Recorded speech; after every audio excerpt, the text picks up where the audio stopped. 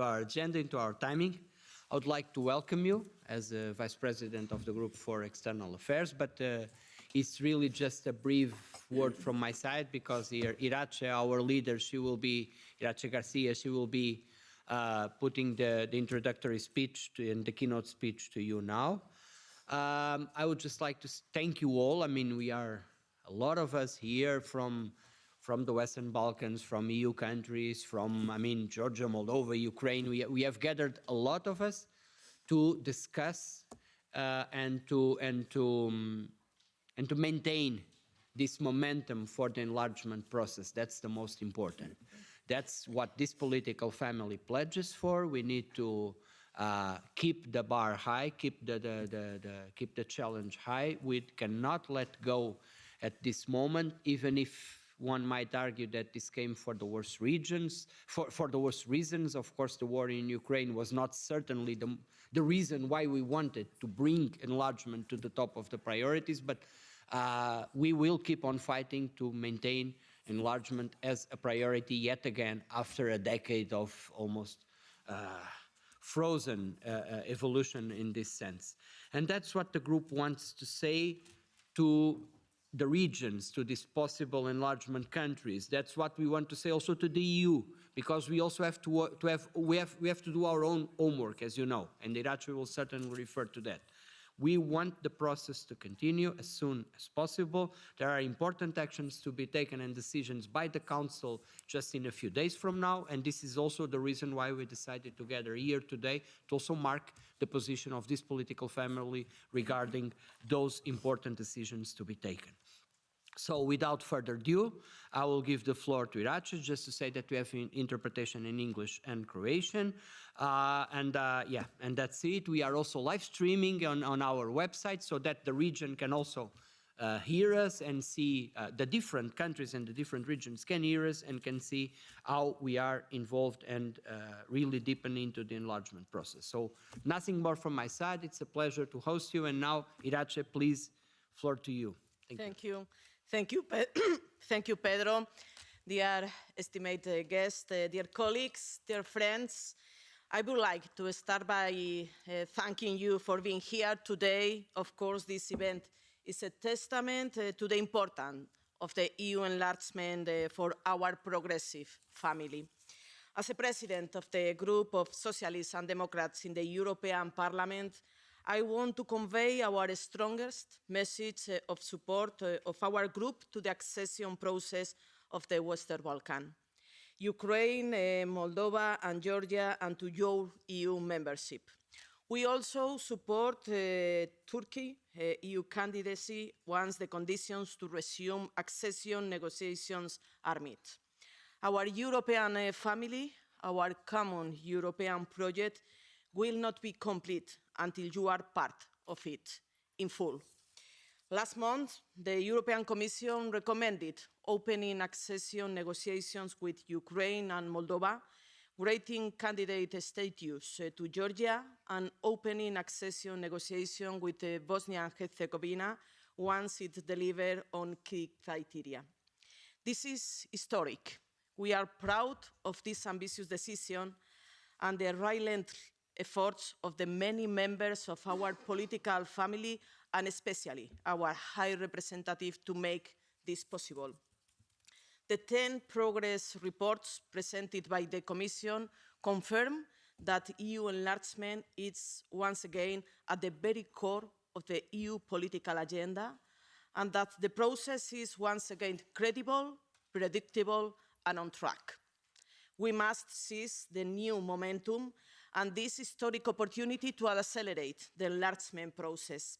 We now have a solid basis for the Council to take important decisions on the way forward this December. In the current context, looking at what is happening on European soil and beyond, the question of enlargement assumes an ever greater role. Enlargement is the very foundation of the European project and the most prominent and most successful of EU policies. It is a strategic investment in the stability and prosperity of the European continent and of our common European values today more than ever and well beyond our borders. There cannot be successful EU external actions, no geopolitical union without a successful enlargement policy. At the critical moment we are in, a new impetus is needed to re-energize the enlargement process to give it renewed strength while ensuring its credibility, predictability, and impact. This is one of those moments. This is the golden chance we just cannot afford to miss. And it is just as important to recall the enlargement also provides a unique opportunity to advance on a key EU internal reforms. But these are two parallel tracks. This should not lead to the artificial dilemma between enlargement and reform. They go hand in hand. Internal EU reform and the deepening of EU integration is to serve as an incentive to enlargement and not an obstacle, and should under no circumstances be used to artificially postpone the accession of candidate countries. Targets that are also important. They provide a clear time frame while fostering a strong dynamic and a clear objective within a set period.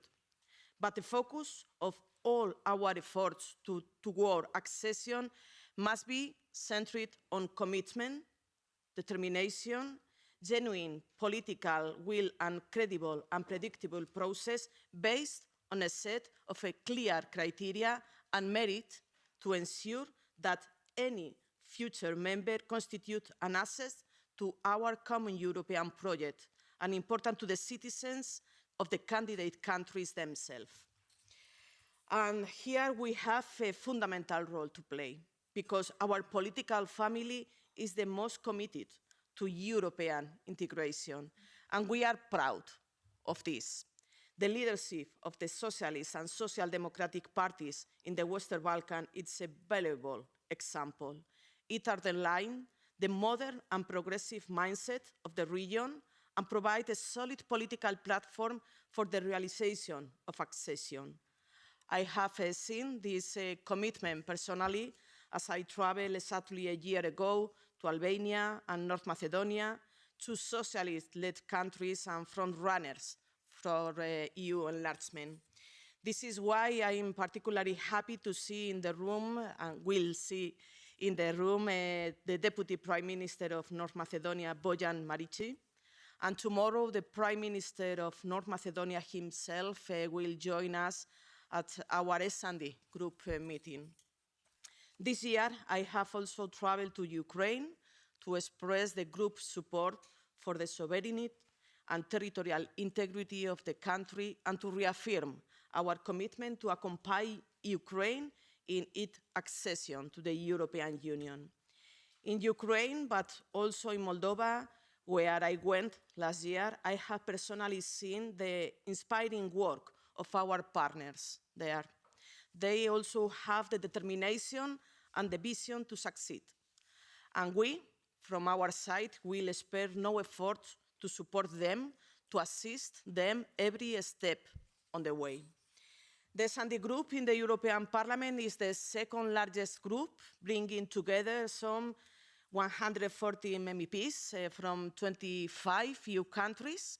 In the European Parliament, we are leading voice on enlargement, and our political family has 8 European commissioners, including the first Executive Vice President for the European Commission and High Representative of the EU, Josep Borrell. Key EU countries are led by our prime ministers, and Spain now holds the rotating presidency of the Council of the European Union. This guarantees a strong voice for our political family in Europe. We stand behind a progressive vision for enlargement in which we fight for the extension of democracy, peace, and prosperity across our continent, the transition to a sustainable green economy, and a strong social dimension in the reforms linked to the accession process. We support an inclusive and gender-equal process of enlargement in which citizens are meaningfully involved and their concerns are heard. Dear colleagues, this is the longest period without accession to our Union since the fall of the Berlin Wall. It is time to address seriously and strategically the cost of non-enlargement in today's world for both the EU and accession countries. We can no longer afford to miss the opportunity that enlargement can provide to our project and our societies at a time of unprecedented challenges in these important moments in the European Union and in the borders. This is a call for action to the European Council next week, but also to all of us. This moment is simply too important and too historic to lose focus and let bilateral issues, political blackmail, and conservative thinking get in the way of progress. I want to thank you all, and especially our sister parties from all enlargement countries, for accepting our invitation to be here today, and I wish you a productive exchange. We are also much hope to make this event an annual one, bringing together partners from all candidate countries. I look forward to working closely with you in the months ahead on our common European project and our joint initiative to deliver on EU membership and our citizens' needs and aspirations, always with a red heart. Thank you.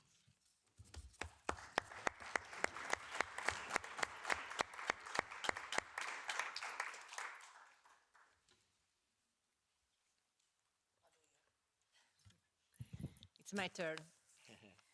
So it's a pleasure, and let me thank Irache and Pedro to be here, and it's a pleasure to welcome you to this panel discussion with ambition, policy and active preparations, how to implement the progressive agenda for enlargement, which is taking place at a crucial moment for enlargement and critical geopolitical context.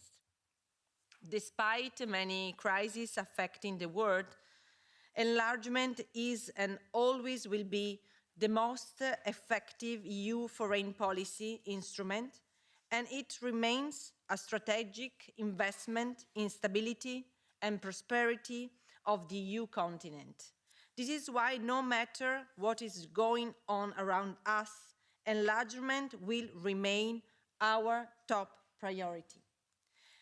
As was mentioned already, on November 8, the Commission presented its enlargement package.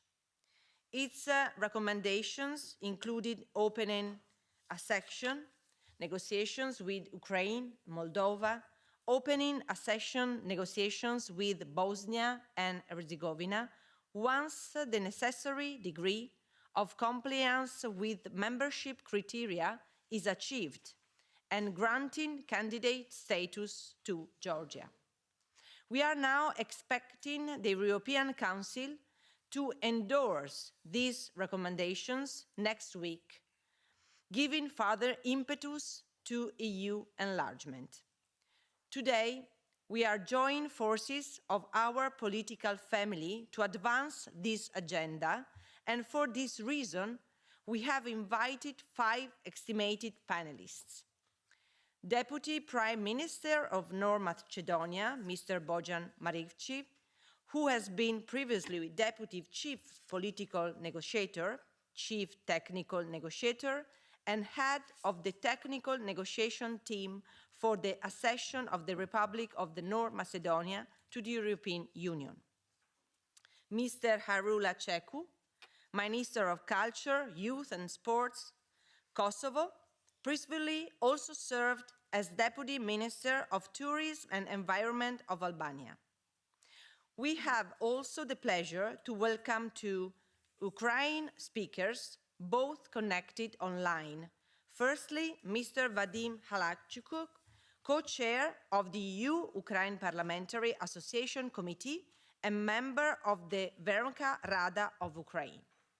We also have Mr. Ivan Nagonak, Deputy Director of the Governmental Office for European and Euro-Atlantic Integration, as well as a member of S&D Platform, our partner organization in Ukraine.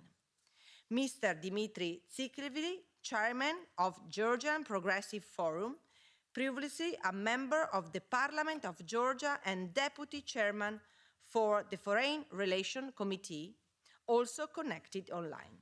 So it's my pleasure now to give the floor to Mr. Cecu. In light of the current geopolitical context, why do you think it's important that our political family advances the progressive vision on enlargement? Thank you so much. Thank you, distinguished panelists, dear friends. Last year, Kosovo had 3 goals: application for Council of Europe membership, EU membership application, and visa liberalization. Our aim is also to join Partnership for Peace of NATO. Both applications for Council of Europe and EU were submitted in 2022. Visa liberalization starting from January 1st, 2024 is a positive momentum of feeling finally European and belonging to learn and bring back European values. First stage at Council of Europe have passed, and now experts and lawyers are drafting the report. Support for EU membership in Kosovo is highest in the region. It's around 94%. Our decision to apply for EU membership answers the call and aspirations of our citizens who believe deeply that their future is within the European Union. It is a clear sign of our Euro-Atlantic orientation. We very much welcome the renewed efforts for EU enlargement, which unfortunately took another war in soil of Europe to understand that peace and security are not for granted in Europe, and Western Balkan has a lot to contribute to maintaining that peace. The recent EU enlargement package and growth plan proposal adopted by Commission on November 8, 2023, gives a promise to the stagnation in the process of enlargement. To be honest, the agenda from EU was very slow. The commitment and dedication of Kosovo government on the road to the EU is ever greater. Therefore, we support and highly appreciate the growth plan. EU integration and the benefits of the EU single market must be linked to economic and democratic reforms, which is why we firmly stand behind the principles on which this plan is rooted. Because there should be no EU benefits or EU funds without embracing EU values. It is positive to see it will complement funds by IPA 3, where the support will be provided through 2 delivery mechanisms. One is direct support to the national budgets of the beneficiaries, and 2, support to infrastructure investment through WBIF. Our membership application seeks to bring to life the EU promise made 20 years ago in Thessaloniki, as well as those from Sofia, Zagreb, and Brdo declarations, and most recently of the Tirana summit, where EU gave full commitment to EU membership of Western Balkan 6 and called for an accelerated accession process. We believe that time has come for Kosovo and the EU to accelerate joint efforts to address more complex issues standing in the way of EU accession.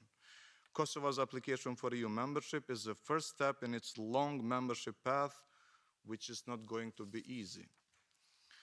Reforms in the rule of law, justice system, public administration reform, good governance and democratization, and their acknowledgement from EU Commission and Parliament reports make us optimistic. Today, Kosovo is not making steps, but leaps towards democratization, and this is recognized by international indexes of rule of law, good governance, democratization, anti-corruption, and media freedom.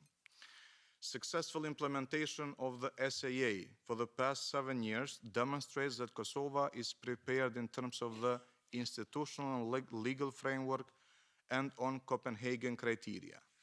Last year was also very successful in European agenda, where the SAA and European reform agenda halfway through have been implemented at 60% rate. This year's European Commission country report for Kosovo states, among other things, that the government has continued with its ambitious reform agenda towards the EU. During this period, the report proves important legislative achievements in political criteria, as well as the implementation of measures and progress in economic ones and the EU standards. The report commends Kosovo for its foreign policy towards the war in Ukraine and the imposition of measures and sanctions against Russia and Belarus in full compliance with those of EU and the United States. There are also many challenges, of course, and recommendations addressed, and they will be part of our National Plan for European Integration 2024-2028. Our priority, dear friends, is jobs and justice. These are also listed as key priorities within our National Development Strategy, European Reform Agenda, and aligned National Programme for European Integration. In addition, we have delivered in many long overdue reforms which were repeatedly recommended by the EU since 2012. Hence, we deserve to get the EC questionnaire and be evaluated on merit-based for a candidate status. We are seizing this opportunity to demonstrate that we are ready to take our place in the European community, and this is what our achievements in the last 2 years demonstrate to our friends and allies. That Kosovo is a reliable partner ready to make further steps to intensify its efforts in coming closer to the European Union. On regional cooperation, we signed and ratified 3 mobility agreements as part of the Berlin process, committed to a constructive role in this process, and have good neighborly relations with all our neighbors but Serbia. On Ukraine, Kosovo aligned common foreign security policy with the EU, applied all packages of sanctions to Russia, lifted the visa regime temporarily for Ukraine citizens, is hosting Ukrainian journalists as part of our Journalists in Residence program, and expressed readiness to host up to 5,000 refugees. On normalization of relations with Serbia, the government of Kosovo is firmly committed to constructively contribute in increasing necessary conditions for productive dialogue that will effectively lead to implementation of Brussels and Ohrid Agreement fully, unconditionally, and as fast as possible. To truly have normalization and regional cooperation and economic integration, it is necessary that all Western Balkan 6 countries advance democratically, because genuine cooperation comes from shared values and shared strategic orientation. Most Western Balkan 6 countries have this in common, but not all. It is evident, especially after Serbia's terrorist attack against Kosovo, but also their open relationship and ever closer cooperation with Russia, that the lack of regional cooperation is due to this stark difference in strategic orientation. For the region to progress, Kosovo's democratic advancement alone is not enough. We need to advance as a region. As Kosovo, we are desperate to continue with EU reforms by removing EU measures as they don't have effect. On the contrary, they appease, and as we have seen, make Serbia even more aggressive. Kosovo's application for EU membership doesn't in any way diminish our engagement in the dialogue process. Moreover, EU should be careful not to condition the legitimate European path and all legal approximation with the progress on the dialogue. The 5 non-recognizers of EU have different bilateral relations with Kosovo. With some of them, we have a deeper relationship than countries who do recognize us. While we are aware the process is cumbersome and both political and technical, we trust Kosovo deserves the candidate status if the process is credible and based on merit. We expect that non-recognizers act the same as in the case of other processes by allowing EU integration process to continue, such as visa liberalization and the SAA. Passing first stage at the Council of EU and allowing European Commission to prepare questionnaire for Kosovo and assess our institutional and legal capacities for EU acquis will ensure that the entire region of Western Balkans moves ahead in EU membership.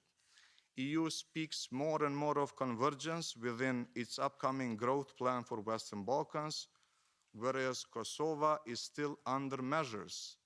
We expect they are removed as soon as possible. Dear friends, the EU membership process should be fully based on meritocracy, but we cannot talk about meritocracy as long as Kosovo is not formally assessed as to whether it meets the Copenhagen criteria. Kosovo believes it is in its European future, and as an example of democracy in the region, it should be given the opportunity to prove it. We have made our move, we have expressed our interest, and we have submitted the EU membership application. I also use this opportunity to invite the EU, respectively the Council of the EU, to mandate the European Commission to make our assessment of the candidate status through the questionnaire. For the end, the removal of punitive measures by the EU would return the motivation and accelerate the reforms even more. This seriousness of commitment will increase many times when Kosovo accepts the status of candidate country, through which we are in our path towards the EU, and this path will become even clearer and more tangible. Kosovo has constantly proved that it is an ally of the EU because it believes in its European future and the European values. Thank you. And I say welcome to the European Parliament to Mr. Bojan Maričić. He's the Prime Minister of North Macedonia. So welcome in this plenary session. And we all know that your country finds itself in an extremely difficult situation due to the constitutional deadlock. Could you share with us what progressive agenda on enlargement means to you in this context? Thank you. Alexandra, thank you so much. Iracha told me she was supposed to leave, but we'll meet tomorrow. But I'm very grateful for this invitation. Pedro, thank you so much. Hairula and Dimitri and all the guests here. It is really my pleasure and honor to be here. I'll try to answer this complicated question, but very important one. It's a special honor to address some forum of the European Parliament today, particularly to a forum that reflects the most progressive values of the European Union, from which come the most advanced and reasonably based visions for the future of the Union and for the future of the Western Balkans at the same time. This gives me the right to say, despite that all the challenges, the original idea, the European idea, is alive and worth fighting for. And it's an open concept that apparently needs improvement and upgrade in all phases. I would say that this is a driving force of the group of the Socialists and Democrats in the European Parliament, from which, in an extremely complex geostrategic situation, came the recommendations that were translated into the resolution of the European Parliament for comprehensive reform of the EU Treaty, and I would answer your question through this view. This resolution, you know, that is based on the discussions of the future of Europe, but what is important for us, and you mentioned the challenges of the constitutional deadlock, what is important for us is that this resolution confirms the EU's enlargement policies at the geostrategic moment, and confirms that enlargement is the most successful instrument for closing the open geostrategic issues. The enlargement was and is an answer to the situation in Ukraine, but also enlargement is an answer to the situation in the Western Balkans. It is one of the most successful policies of the European Union, but also a policy that has proven to be engine of peace, democracy, rule of law, prosperity in Europe for all the countries covered by the previous waves of enlargement.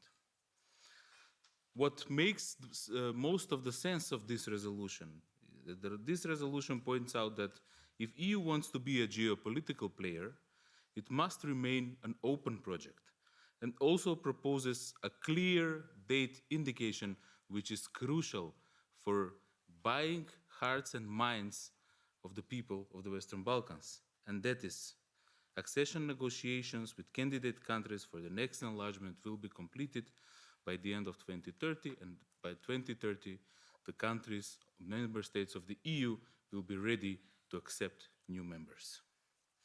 Of course, we don't have doubts that we have a lot to do. We don't have doubts that EU has a lot to do, but we need an indication in order to maintain the basic principles and also the geostrategic relevance and credibility of the EU enlargement policy. And also, we need to be sure that there are no deviations in this process from the EU values, from the EU standards, and from the principle of strict and fair. The Socialists and Democrats in the European Parliament are absolutely right when they say that there is no alternative to the enlargement of the EU and that they welcome the reforms of the principles of the Treaty on European Union, which among other things should facilitate this process. One of the measures that those reforms are putting as one of the priorities is end to unanimous decision-making for all the questions, for some of the questions related to enlargement, and opening the possibility for candidate countries to use part of the benefits of the EU even before we become member states in order to encourage economic growth and accelerate social economic convergence. This new approach redefines the role of the EU as a community of nations that takes innovation and leadership in international relations.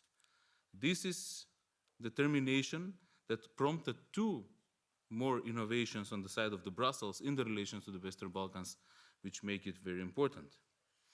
One is the growth plan presented by the Commission that we strongly support, and we were actually asking for it. A growth plan that is an integral instrument of the enlargement package that links the reforms with financial support, that opens the European market for some areas before we are members, and that gives new, fresh air to the process.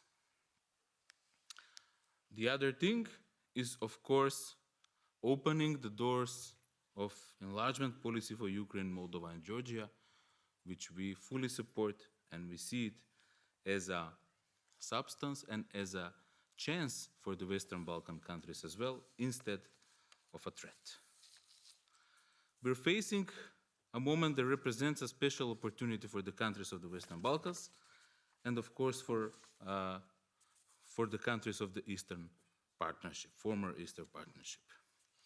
The only way to overcome the deadlocks like ours is to have a clear perspective for EU enlargement by 2030, so a tangible EU perspective for future membership. The second thing is to open the door for socialization of our countries even before membership. And of course, the third is to make the most of the process without making the bilateral issues the key in this process and the kingmaker in this process. So at the end, for the last sentence, I'll just say, North Macedonia is facing a big battle within the country on the constitutional amendments, which is actually not only about the constitutional amendments, but it is on a division on two blocks. A pro-European bloc of political parties led by Social Democrats, SDSM, and by the progressive political forces, the current government, and anti-European bloc that actually would like to get us into the same tunnel that we have been for 11 years, that we haven't seen anything but backsliding.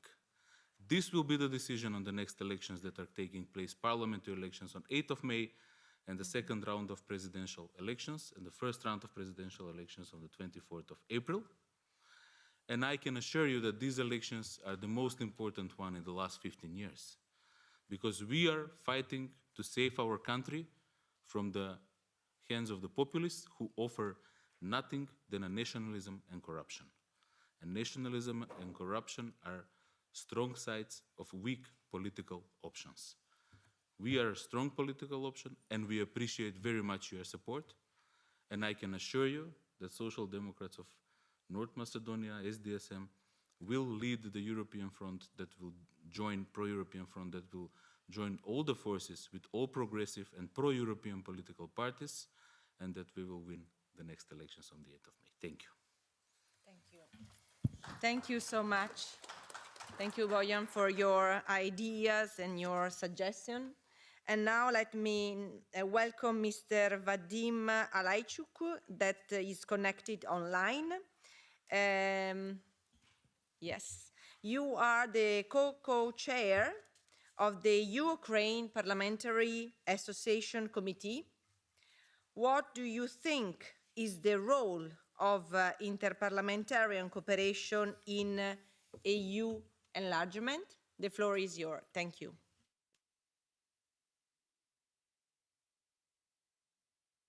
Much for the invitation and for this opportunity to address such distinctive panel and forum. Would like to use this opportunity to thank S&D for all very important, very strong efforts in support of Ukraine. And though I belong to Servant of the People Party, which is a member of different political family, I must say we appreciate it very much, the unanimous support that we got from different political families in the European Parliament, in very strong resolutions, in very strong political signals on support of Ukraine. First of all, to fight off the aggression, and second, very important, Ukraine's European integration path. Just recently, we have received good news from the European Commission, basically moving us towards the next big step in our relationships with the European Union. The role of the European Parliament was very, very significant in getting us there. And therefore, we're very hopeful that the efforts that Ukraine is making, and I will stop a little more on those, to perform on all of its obligations, which were outlined in the recommendations issued by the Commission, in the assessment provided by the Commission, and now being discussed among different political groups in different forums such as this. All of that combined will lead the leaders of EU member states to make the right decision in the upcoming Council's meeting in the mid of December. Ukraine has been on this European integration path for over 10 years now after signing the association agreement with the EU, and we are pretty well advanced in terms of implementing European legislation into Ukrainian law.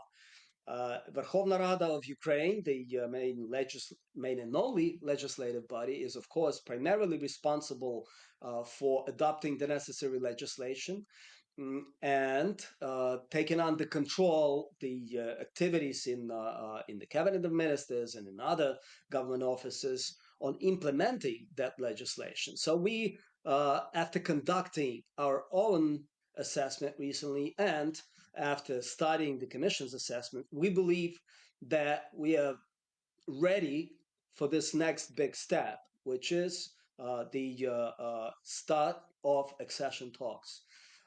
And it's the experience of the Western Balkan states, of our dear colleagues and friends, who have had different experience, let's put it that way, and not always very good one, which led us to ask for support in changing these approaches, and we're very happy that we have seen this political support to make accession process, the negotiation process, less formal in terms of having very concrete proposals for those candidate countries who do perform on their obligations, who do follow very, very closely to the recommendations that they are given, to be given this perspective which will allow them to support this drive. Ukraine also has very strong support among its population for the European integration. It's around 90% now, and it's very important not to get people disillusioned, if I may use that word, by not providing clear political perspectives on this process, which is you perform on your obligation, you reach a certain stage, you're prepared to move to the next one, and you are given that chance without unnecessary delays. Now, we are very hopeful, as I said, that the decision would be made in the mid-December, and then we are moving towards negotiating the so-called framework, which also will take some time. And part of the reason why we're so insistent that it's important to make this decision now is that we all understand that next year there will be elections in the European Union and big decisions such as this one to start negotiations with exceeding countries, with the candidate states, would be more difficult to make. And we risking to lose a lot of time next year if we don't make those decisions. So here, I completely support the notions that speakers before me were making about the necessity to be very clear, very transparent about this process.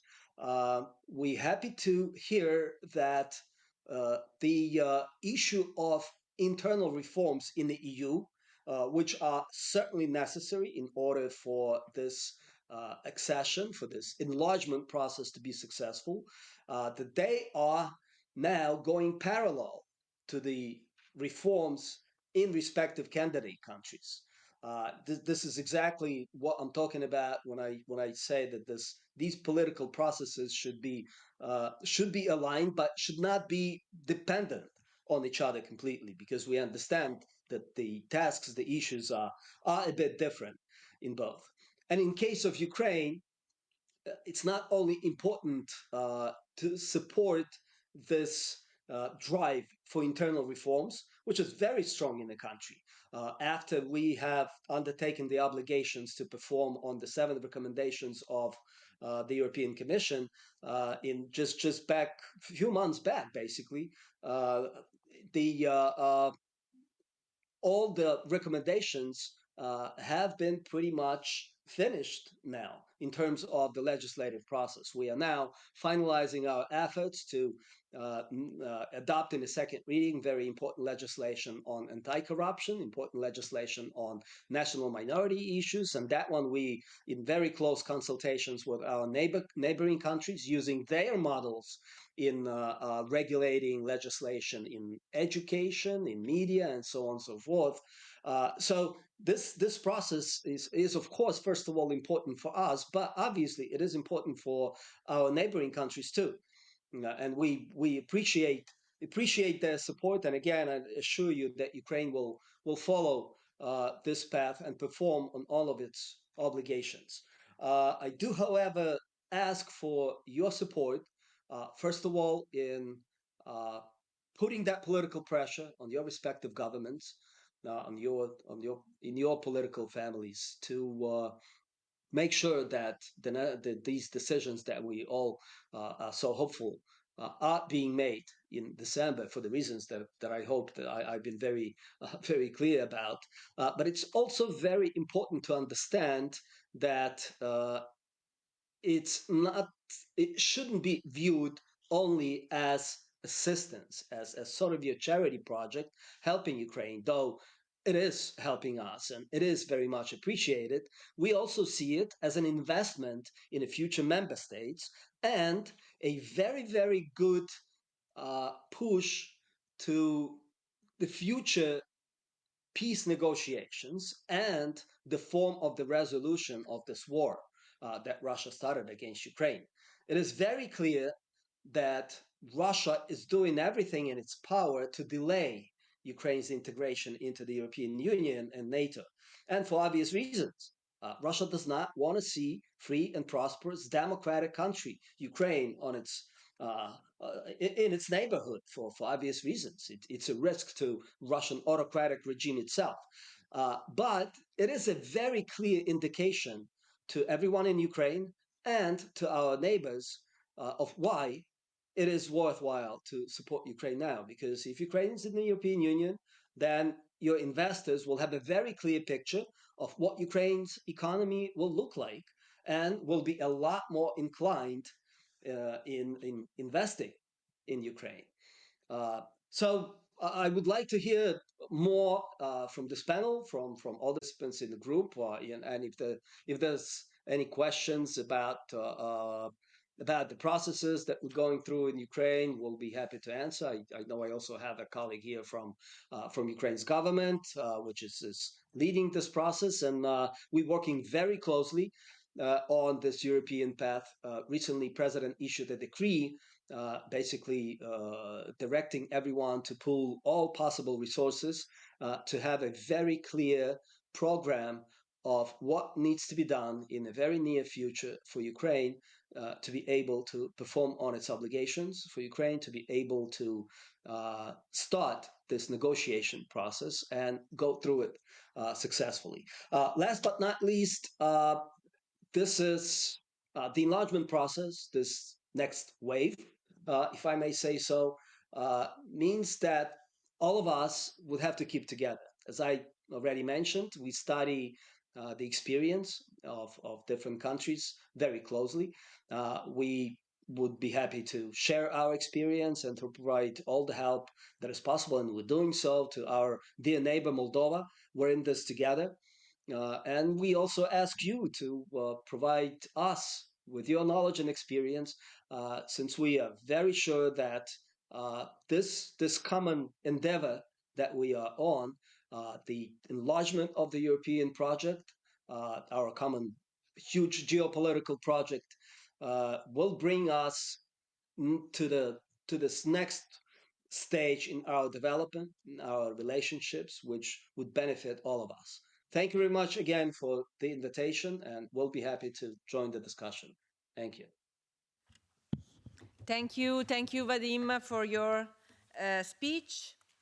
We have with us also connected online Mr. Ivan Nagornyak. Can we hear me? Yes. Yes, do you hear me? I can see you. Yes. And so the question is, what do you expect from the European Council next week? The floor is yours. Thank you. Thank you very much for inviting me, for inviting Ukraine to this seminar. And of course, first of all, I would like to thank Irache Garcia Perez for her visit to Kyiv together with S&D Group team. And it was a very good gesture of support for Ukraine and for our European integration, as it was one of the agenda. I would like to, first of all, to start that as many of you said, the European enlargement policy has a very big transformative power, and in Ukraine you could see how much power it really has.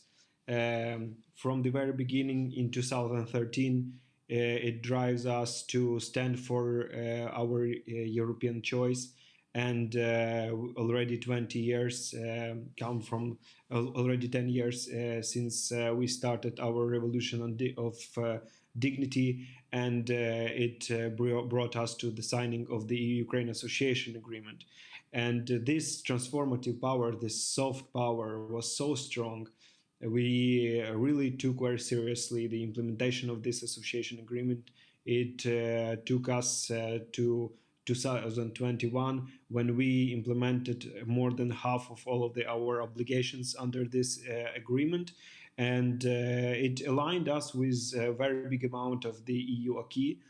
And following this exercise, we understood that first and foremost idea of this integration of Ukraine into the EU is, of course, bringing the European way of life to Ukraine, as the president of Ukraine said in his speech in the European Parliament. And this is a very important issue for us, as this is the main aim of our European integration. That's why in 2022, when Russia began its full-scale aggression, on the fifth day of this aggression, in the February 28, we applied for the EU membership, just to stress that European Union has this transformative power and this power is so strong here in Ukraine that we could even resist during the full-scale invasion and still proceed with our European integration efforts. As you may know, we were successful in our legal obligation and in a larger methodology obligation following the EU questionnaire. We implemented all of the political recommendations that European Commission recommended for us to do before the next steps, and it brought us to the European Commission Enlargement Package report recommendation for European Council to start the political accession negotiations with Ukraine. And although the European Commission also recommended some of the political reforms to be done before the enlargement, the accession negotiations framework will be adopted by the European Council. And we are ready to implement those recommendations. And already, as Mr. Halachuk said in his speech, we have this decree by the President of Ukraine, and we politically also started negotiations with different stakeholders in order to implement all of these recommendations that are relied to the anti-oligarch efforts and fight of corruption and bringing more rights for the national minorities. And we are really moving forward with all of these three efforts. And I think that even by the mid of December, by the European Council meeting, we will be ready to present some results of these three additional political recommendations.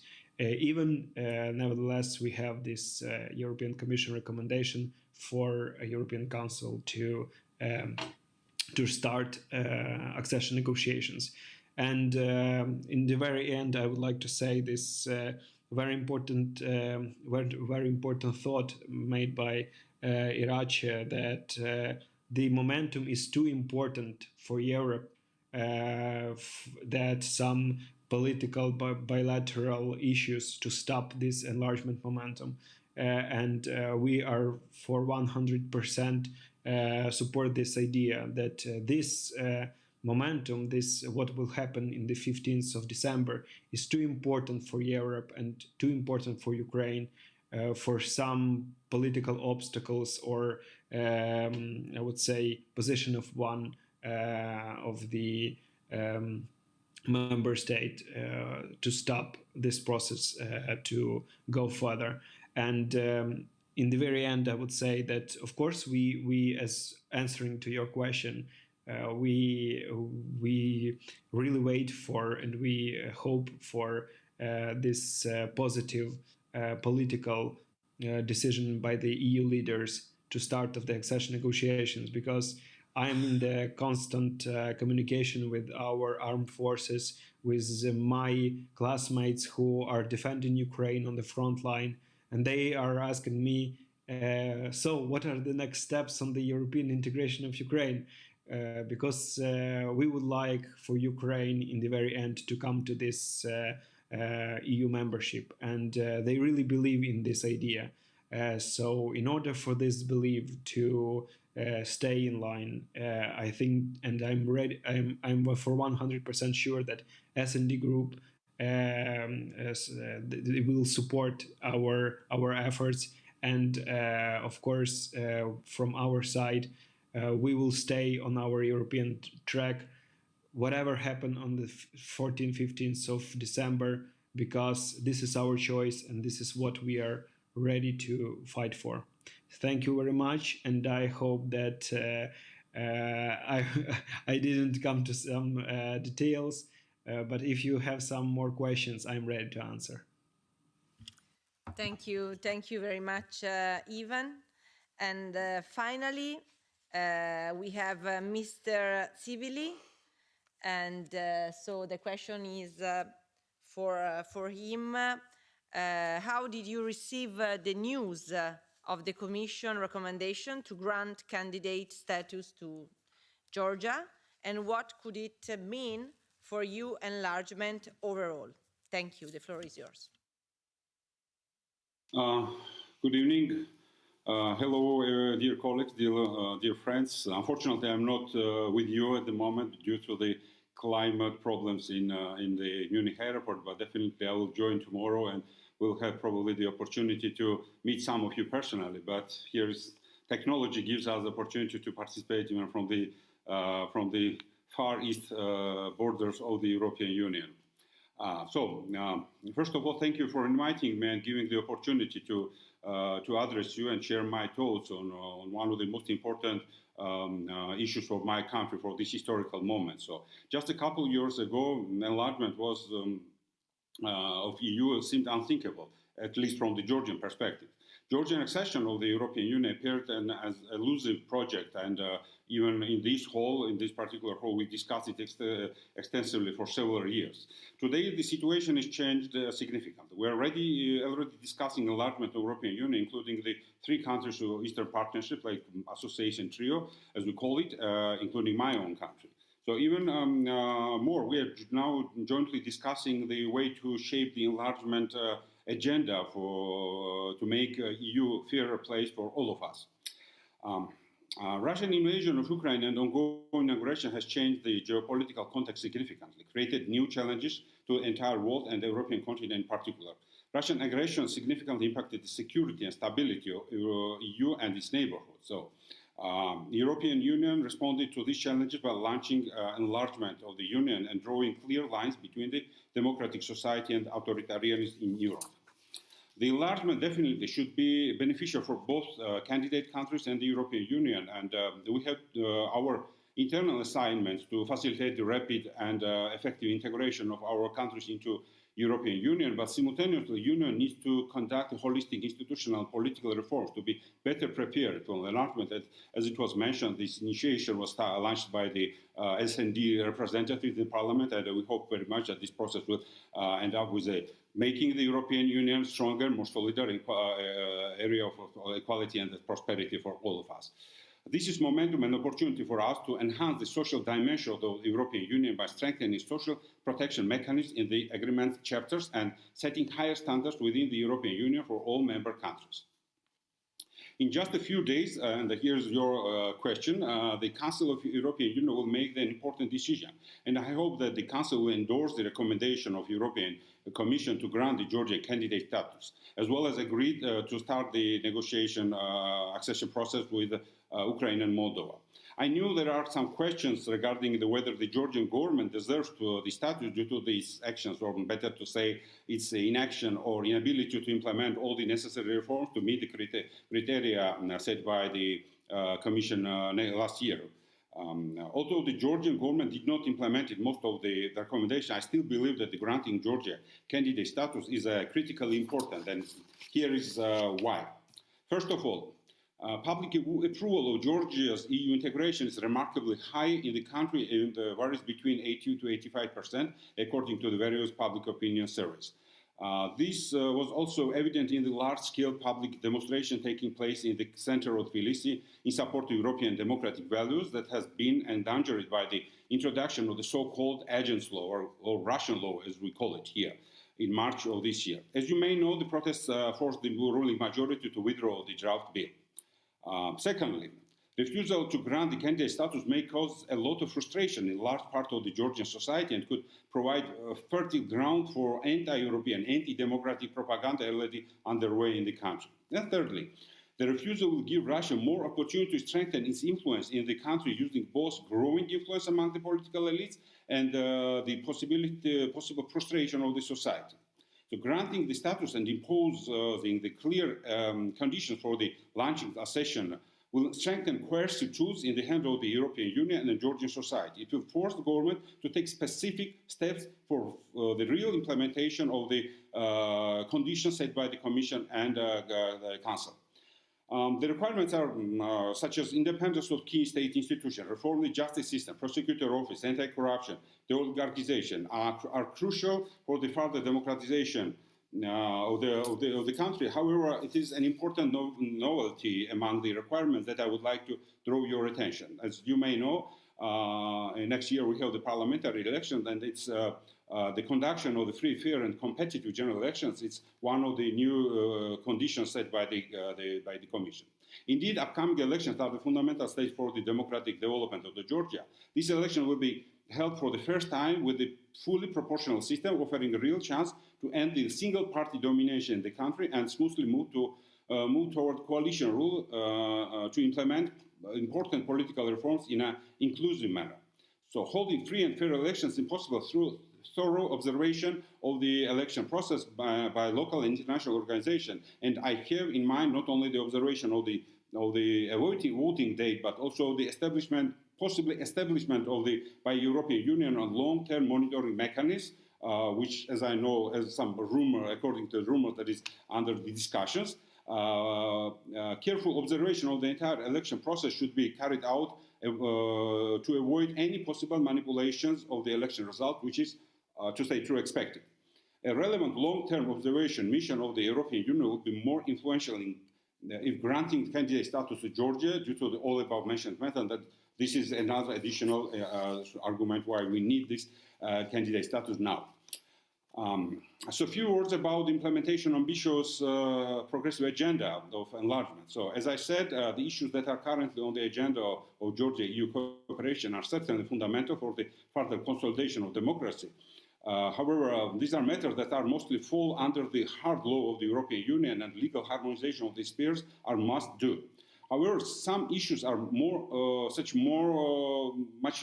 more substantial importance for a large part of the Georgian population and have existential meaning for them. The accession agenda should prioritize issues such as social justice, strengthening of the social protection, decent employment and living wages, etc., to strengthen solidarity, cohesion and equality in Georgian society, ensuring that no one is left behind, to set effective institutional guarantees for the fair redistribution of the wealth so that each and every person benefits from the economic growth.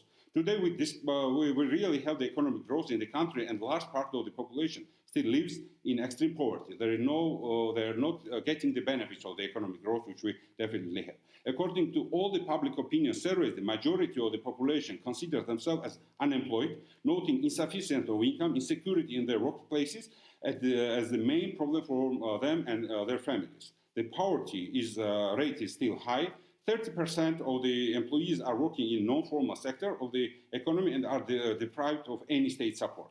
High inflation and rising prices of all essential goods significantly weaken the purchasing power of working people and low and middle income families. Of course, some social reforms have been implemented in the recent years. However, today's social policy of the country is mainly focused on the targeted social assistance. While this assistance slightly improves the condition of people's living in poverty, it cannot ensure that their removal from the categories of socially vulnerable groups, they largely remain in poverty. The problems are paramount and requires a fundamental revision of social protection system of the country. When Georgia, as a candidate country, developing an accession plan, the reform of the social protection system must become a key priority. Like social policy should be the main axis of the plan, but there are obstacles that have to be also addressed, at least from our side, from our perspective. So first of all, this is a neoliberal paradigm which ideologically opposed to increasing role of the states and introduction of the universal social protection system and fair taxation. This is ideology which is oriented toward the protection of the interests of the corporation, the big companies, and unfortunately is very influential in the post-Soviet countries. And we had a quite long period of the reforms of the neoliberal reforms, all the regulations we are now, which the governments and society were trying to correct the following years.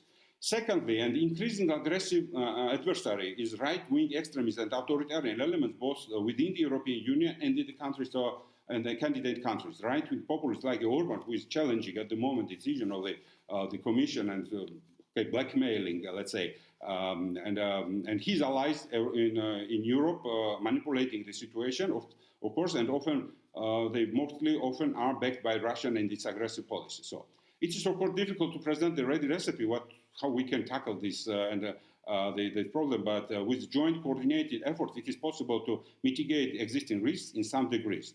I would suggest, and my suggestion here is to establish permanent coordination mechanism within our political family, enlargement committee, where representative S&D, Party of European Socialists, together with the representative of sister parties, partner civil society organizations from the candidate countries will be involved. The committee should set several important objectives, and one of them is to mobilize existing resources, and there are many resources each of the partner organizations, especially the S&D group and the Party of European Socialists have inside of the European Union, but each of the partner sister organizations to organize the political forces around him, and this could be one of the objectives, and this committee should help in coordinating that. To facilitate the coordination of the work of sister parties and partner organizations from the candidate countries, and thirdly, to support sister parties and partner organizations in their endeavor to push the progressive agenda in their national politics. So this is kind of a very brief scheme, but actually I believe that the establishing permanent working group and permanent committee could be very beneficial in order to step by step develop the strategy and to implement the strategy, how to include the most important agenda issues in the enlargement process. So establishment of the committee will not guarantee the triumph, but our coordination actions, cohesion and solidarity will strongly bring success, for sure. Thank you for your attention once again, and ready to join you in the discussion. Thank you. Thank you, Dimitri. And I would like to thank to all the panelists for your remarks. And now I would like to open the floor for questions and remarks from the audience. We have with us S&D MEP active on enlargement, but also sister party representatives from the Western Balkans and Turkey, as well as representatives of partner organizations in Georgia, Moldova, and Ukraine. So if someone of you would like to take the floor, I will give you. Please, the floor is yours. Hello. Hello, everyone. I just want to thank first to SD Group that you called us and that gave us this opportunity to speak about this very important issue.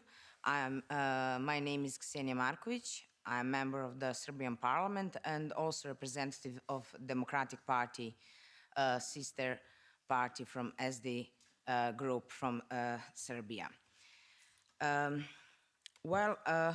I'm very glad to see that that the SD Group is still dedicated to the EU integration of the Western Balkan region. That is very good news for us.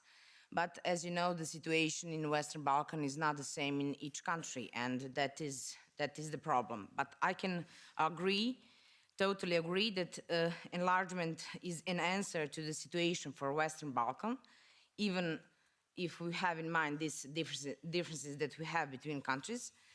But also I'm a member of the party who is one of the oldest parties in Serbia, founded in the 90s with clear goals, two goals. First goal is to fight for democracy and freedom in Serbia, and second goal is to fight for Serbia in the European Union. And that is very clear and historical fact. Serbia is a part of the Europe that also is historical and geographical fact, so that is not some kind of interpretation like our leaders and our ruling party and our president like to see. What is the situation in Serbia? Well, we have some kind of back and forth policy for 10 years, for a decade now. And because of that, we have some serious consequences when we have in mind enlargement and EU integration process as a process in Serbia. Vučić is doing everything he can to delay integration of Serbia in the EU because it's not in his interest, it's in best interest, but it's very clear. Why? Because then we will have the rule of law, and when you have rule of law and democracy, then you have some chances to maybe lose elections, but on some fair ground, where you have a fair play. Today, Serbia is not a democracy, that's a fact. We don't have a fair elections, that's another fact, and we will see that probably in 17 December, but let's see and wait, it's very soon, only 2 weeks. When we talk about EU integration of Serbia, we need to, me as a member of the pro-European party, clear pro-European party, and also my other colleagues from pro-European parties, that we are now on the one list, Serbia Against the Violence on these elections. We have a serious problem because we need to fight for the EU integration and to defend EU integration from two aspects. First aspect is we need to fight against Vučić. That's the first, because he's trying to present himself as only credible and legitimacy leader that can lead Serbia to the EU. And on the other hand, we need to fight for this EU perspective of Serbia from the EU themselves. That's the problem, and that's the tricky part. Why? Because I think now more than ever, it's very clear, if you have in mind Serbia as example, that this stabilocracy that we had as a project, as answer to stability, to have stability in the region and Serbia, is gone. And it was illusion. So this illusion of political elites in the European Union, that conservatives and nationalists will decide the future of the region in the way that we will have stability and find the sustainable answers, well, I'm afraid that's not the case. You can just look to Serbia and relations of Serbia with Croatia, Montenegro. If we talk about normalization of Belgrade and Pristina, it's a disaster.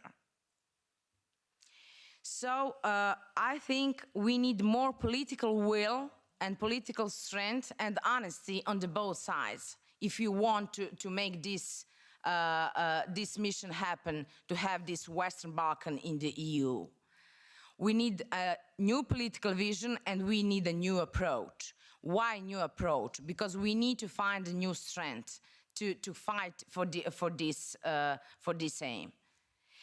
We need a new approach because in Serbia, if you now, 2 or 3 days ago, you had the news from Aleksandar Vučić who said, okay, Ohrid agreement can become the part of the chapter 35. If that's the case, then, and I quote, for Serbia, doors for the EU are closed. I'm a member of the parliament and I didn't see the Ohrid agreement. We had some kind of discussion in the National Assembly, but we didn't saw it the agreement as agreement, as a paper. We didn't see it. So that's the situation in Serbia. That's the reality that we live. And also the reality in Serbia is this, that we have still over 35% of the people who want to go in the EU, despite the 1 decade of anti-EU and anti-West narrative from ruling party. And I think that's a success. That's a big success because you have political propaganda, very strong political propaganda against the EU by the ruling party who is claiming that strategic interest of the Serbia and strategic goal is to become the EU member state. So if we have in mind that that's not the case, then we need to consider also what is this new approach, and also we need to consider when we talk about this integration process of Serbia, not just talk about relations and normalizations of relations between Pristina and Belgrade, and not to talk only about Kosovo. We need to talk about rule of law, we need to talk about corruption, and we need to talk how to fight against organized crimes. Because Serbia is the biggest country and the most important country in the region. That's the fact. Why? Because everything that happens in Serbia can have a serious consequences in the region, in Republika Srpska, Bosnia and Herzegovina, Montenegro, Kosovo also, which country would you want to choose? And especially if we have in mind this strong alignment between Orban and Vučić as to a project of this stabilocracy approach, then it's clear. If we want to have sustainable solution for the Western Balkan region, we need more political strength, more political will, and we need democracy and fight for democracy. And just want to finish, democracy of the European Union and democratic value of the European Union will fight and need to fight on the Western Balkan. Thank you. Thank you very much. Now the floor for Mr. Bohdan Ferenc, that is online. The floor is yours.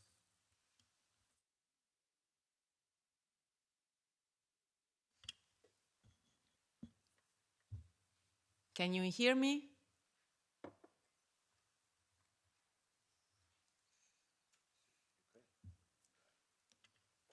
There is no connection.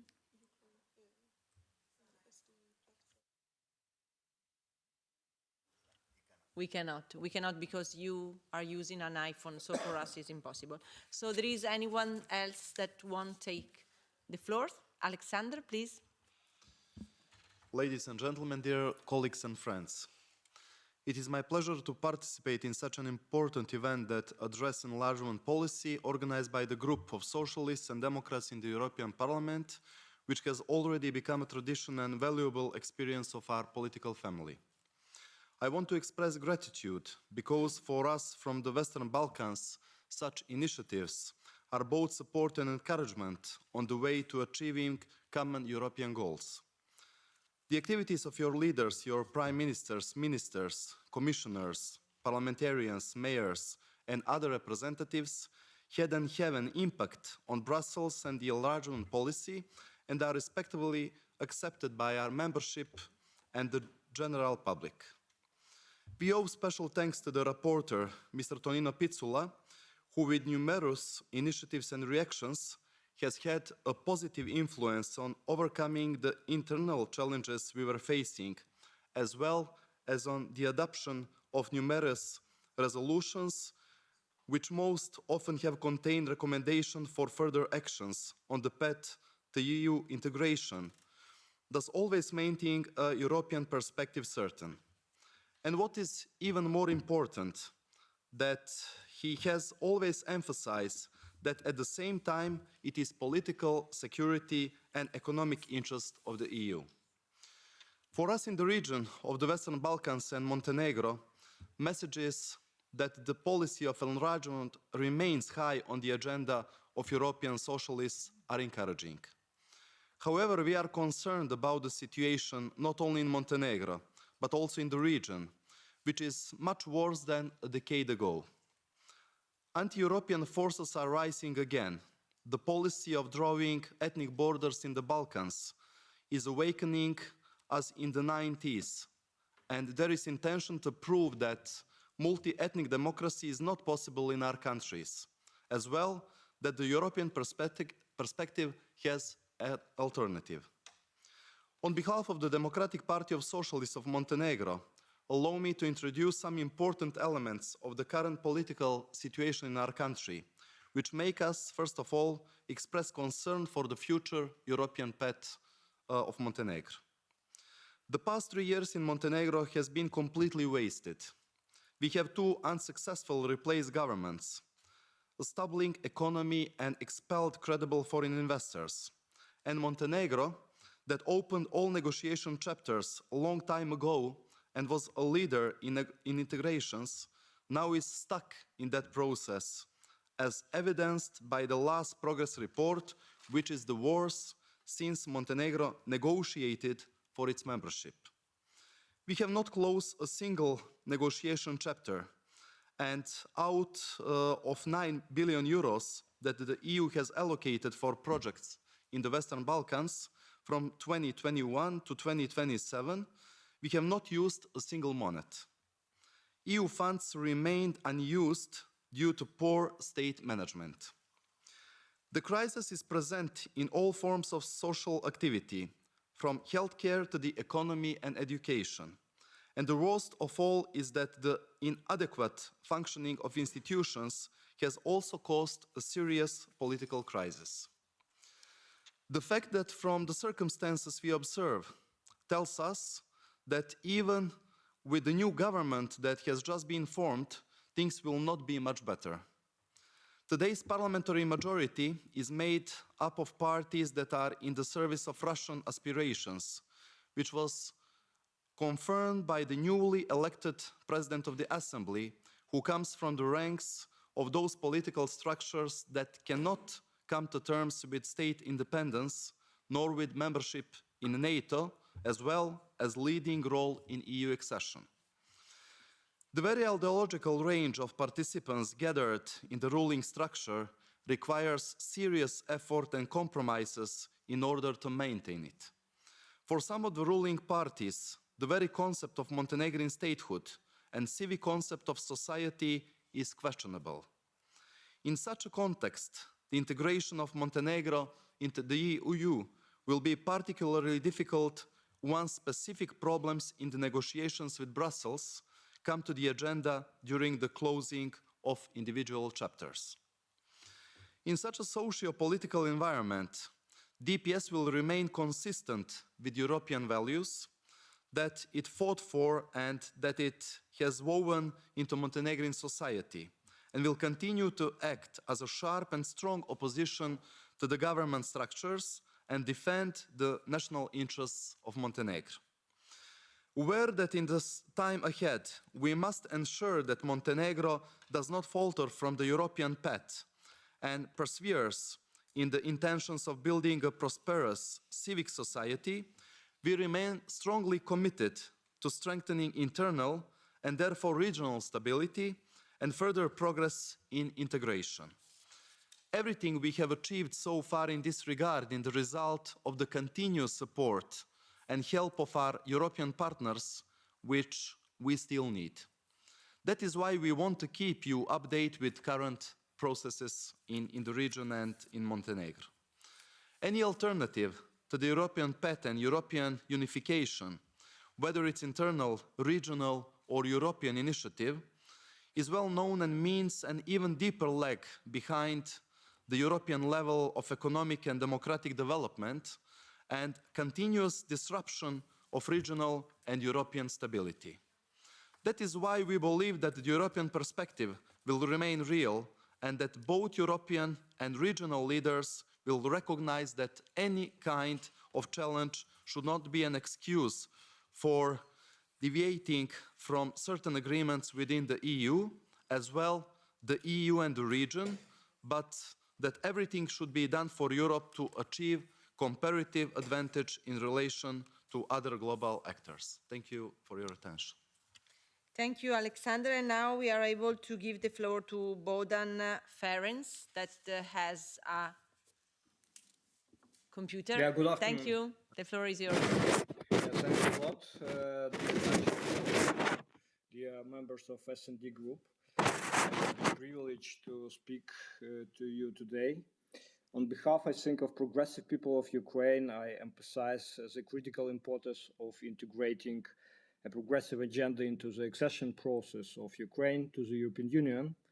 As we navigate the path towards the EU membership, we must remain steadfast in our commitment to prioritizing the need of those who have suffered the most, particularly the people who have endured the harsh consequences of Russian war. It is imperative that accession process should not just be a bureaucratic challenge, but a transformative journey that has to bring positive change to the lives of ordinary people and, of course, Ukrainians. The scars of war run deep, and it is our moral obligation to ensure that the healing process is at the core of our agenda.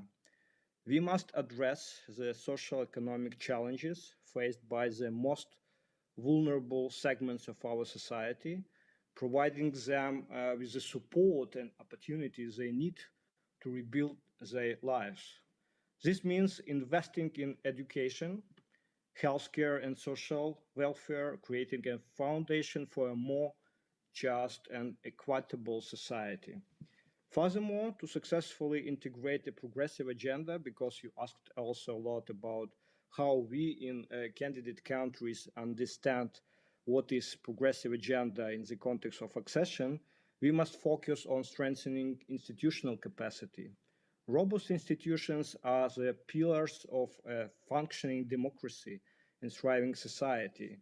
We must prioritize reforms that enhance the rule of law, of course, transparency and accountability. This is not only fosters good governance, but also builds the trust of our citizens in democratic process, laying the groundwork for a resilient and stable nation.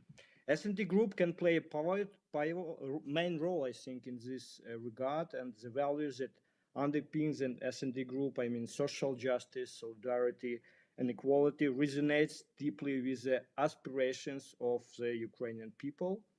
We call upon the S&D Group and the future convocation of the European Parliament to actively support Ukraine in this transformative process. Together we can act as a guiding force, advocating for policies that align with our shared values and ensuring that the accession process remains people-centric.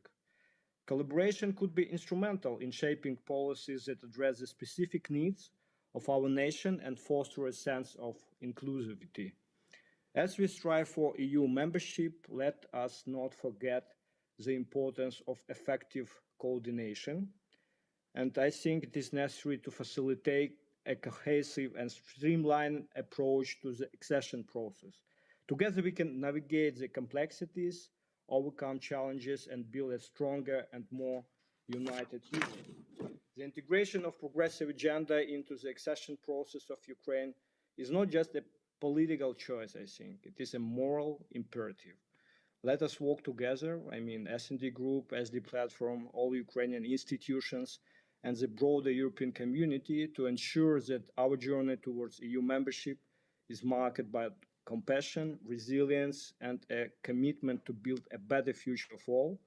And I also totally support the idea that Dmitry, my friend from Georgia, mentioned in the context of creating this kind of working group on this accession process for our countries that can just be a driving force for more better, effective, and inclusive politics at the national level of our countries.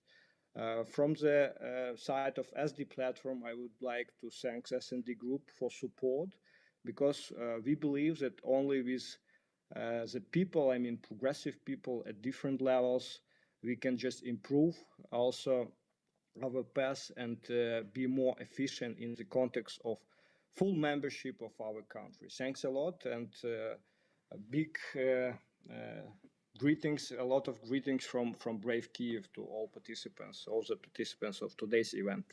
Thank you.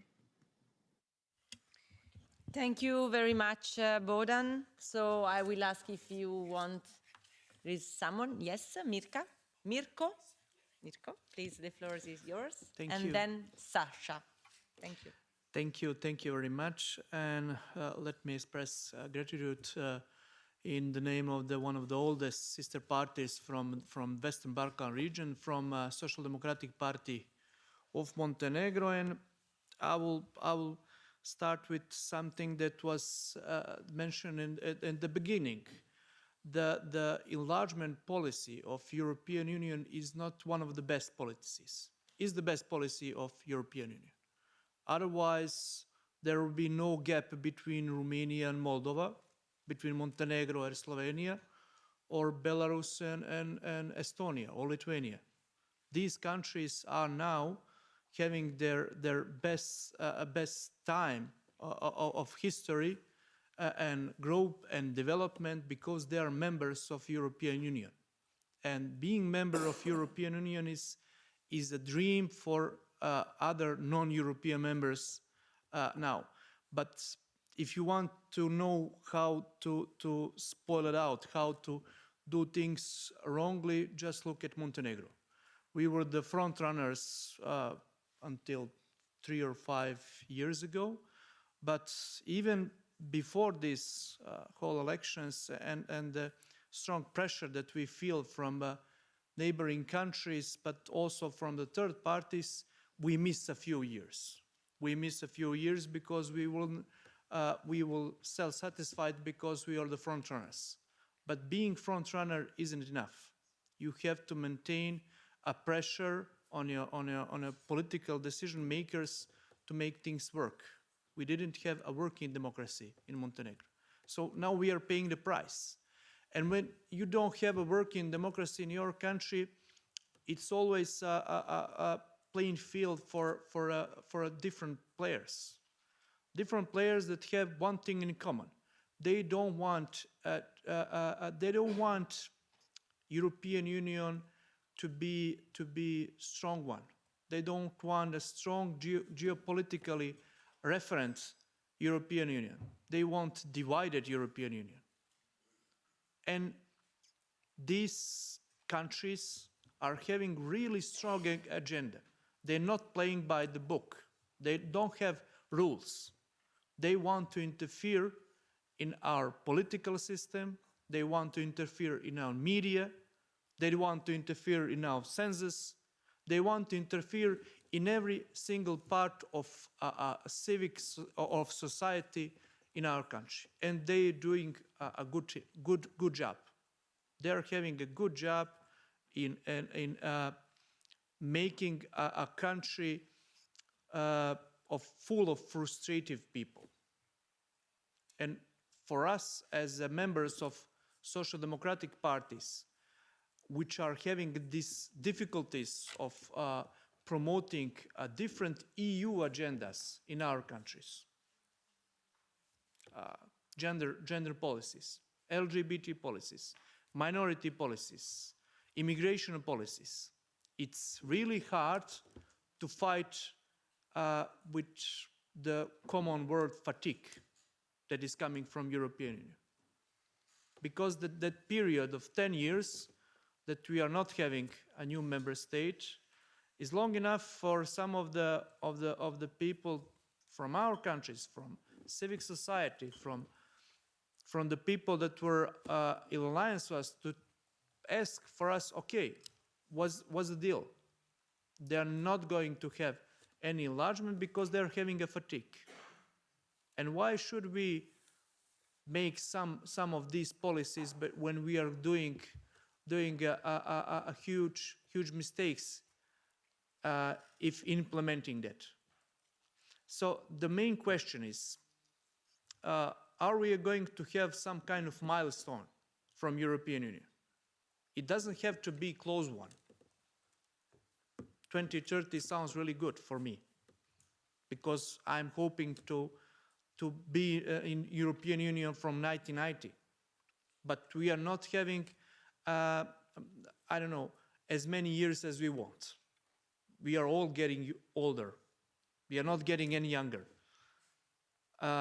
So after 17 or 18 years of being into European path, for Montenegro, for my friends, for my party, we expect that a stronger position of SD group into European Union to a process of EU enlargement.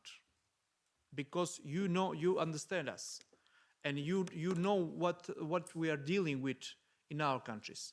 So for not to be so grave, I think that we are having a good opportunity now. That we are having a good opportunity to maintain this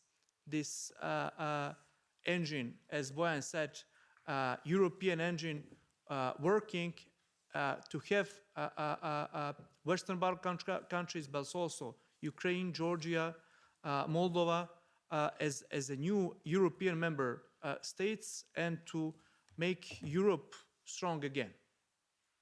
Not anybody else. Thank you very much. Thank you, Mirko, for your important remarks. And Sasha, the floor is yours. Thank you very much.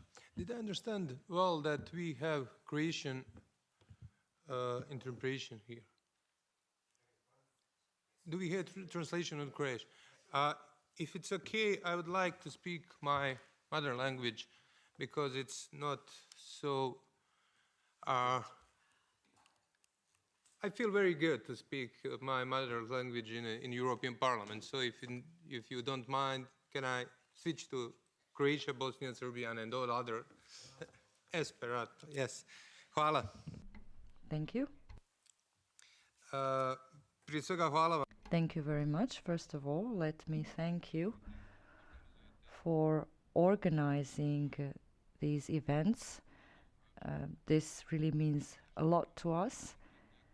And what we appreciate even more are concrete actions being done by the S&D group in the European Parliament as well as on the grounds in the Western Balkans. I come from Bosnia and Herzegovina, a country which has learned the following lesson. It has learned not to deliver a lot. Sometimes it doesn't deliver anything, but it is always rewarded. So we got the association agreement, although we did not meet the required criteria.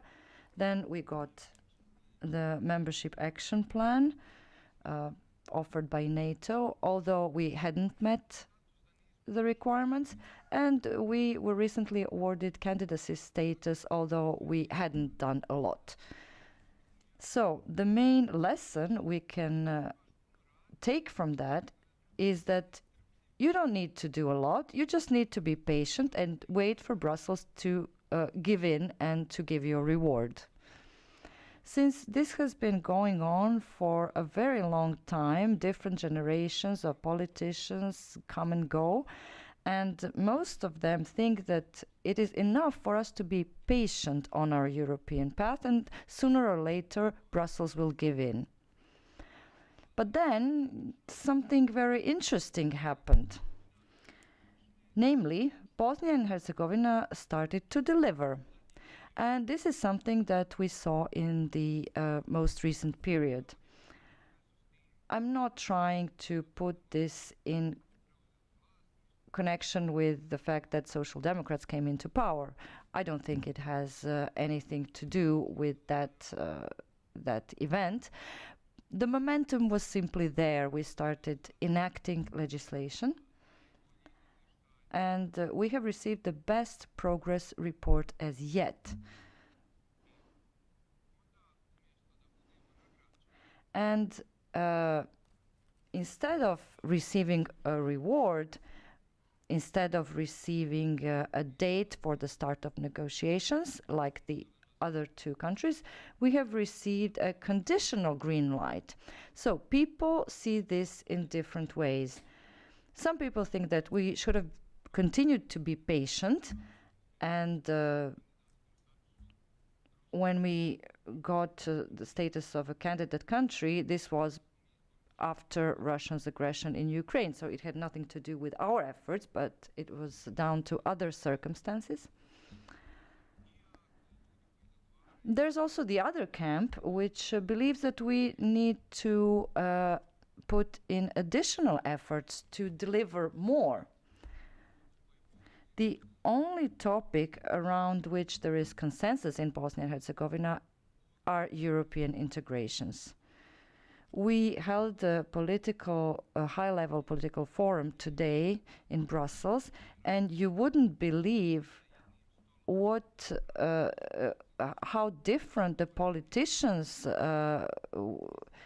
were who sat there on behalf of Bosnia and Herzegovina, and yet they all spoke with the same voice, and this was a very rare occasion. So of course, we support Ukraine's the green light that was given to Ukraine. Another country which does not control its territory entirely also got a green light. There were additional requests made of Bosnia and Herzegovina, and then there are also some countries which are against enlargement, at least when speaking about Bosnia and Herzegovina, in respect of Bosnia and Herzegovina. So nobody wants to say it publicly, but the thing is, what they are saying is that first we need to undertake reforms, then we can talk about enlargement, or certain requirements are being asked which cannot be met. But there is some form of resistance to the enlargement process. In the not so in the recent history, we know what happens when international partners turn their head away from things that are being done, when they turn a blind eye to certain crimes that are committed. We are entitled to ask that any kind of injustice is avoided. And we must also be aware that sometimes decisions made in Brussels can have implications in this region. I'm first and foremost thinking of the resistance of the Netherlands, although I think that the Netherlands is the last country that should resist enlargement, because we know there is a judgment about the Dutch battalion in Srebrenica and what it omitted to do. But that's another issue. Let me try to explain how complex the situation is in Bosnia and Herzegovina, and yet our country is trying to deliver some results. Sometimes people ask me the following question: how come Ukraine has been able to enact more laws than you have, and it is a country where there is a war ongoing? So my reply is usually the following. Imagine that you had in Ukraine members from Donetsk who could veto any legislation that was passed. So do you think that in this case Ukraine would be able to enact the same amount of legislation? We have Russians from Donetsk in Bosnia and Herzegovina in our parliament, and they can veto any decision we make, and they're using this veto power. And who are these Russians from Donetsk? You can see it in great detail in the most recent report that was issued, in the part which talks about the issues that are blocked in Bosnia and Herzegovina and that are not being done. I'd like to thank the S&D group once again very warmly. Thank you for your significant support. I don't want to name all the MEPs because I don't want to miss anyone, but I have to mention Tanja Fajon, the former MEP, who has done a lot for us, and in fact she has done so much that some of her colleagues, foreign ministers from other member states, think that we should erect a monument in her honor in Sarajevo, because she has been fighting so hard for Bosnia and other Western Balkan countries. I'll take from this moment on. If you would like to ask for the floor, please indicate. Yes, Mr. Gogo. Thank you very much, Mr. Pichula. I'm just trying to close the ring of the Western Balkans. My colleagues already set a pace. Speaking on behalf of Albania, for me it's also a privilege to be here, to be part of the S&D family, but also to meet the colleagues from the region, which is a great joy. These are crucial moments for you guys and for us. A crucial moment for you because you are entering elections, and you're thinking of the future of Europe. And to hear in this crucial moment that the enlargement policy is the best investment that Europe can make to its own prosperity and to its own security, of course, it is very reassuring for us. On the other hand, it is a crucial moment for the Western Balkans because now the enlargement policy is not only a conversation going on. Now it looks like more like a realistic plan because there is a date. We have heard from President Michel that 2030 is a doable date for the first countries to enter, and there is a growth plan. So the core of your main document of the great shift that strive toward the sustainable well-being, it looks like it is encompassed the Western Balkans, and we are looking forward to implementing that, each country on its own, but then also with regional cooperation, in order for the citizens of the Western Balkans to start not only aspire the European Union, but start feeling it, start touching it, start experiencing it little by little.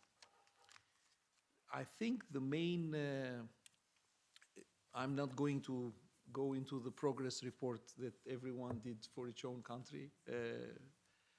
What I can say is we are looking forward to opening the first cluster of the chapters of negotiations. The methodology has changed since Montenegro and Serbia started negotiations, so we are going to negotiate clusters, and we've worked very hard for the last this year with the negotiation team, so we're really looking forward to that. Of course, the Commission has proposed that to the Council, so we will look forward to the decision that will be made by the Council, counting all those innuendos that happen in the Council. But my main question is, what will happen as you guys enter elections? And perhaps Commissioner Varela will not be there. We really hope, we wish he's there. Actually, you mentioned Tanja Fajon, but she's moved on. She's doing things now for Slovenia. What will happen when the President of the Commission, when the President of the Council and all of that, and when the new reality after elections will start to emerge? Are we going to start again with a new plan, or this is, I think, the main insecurity that it looks like it's going to face the Western Balkans as we are striving without Plan B toward the membership. And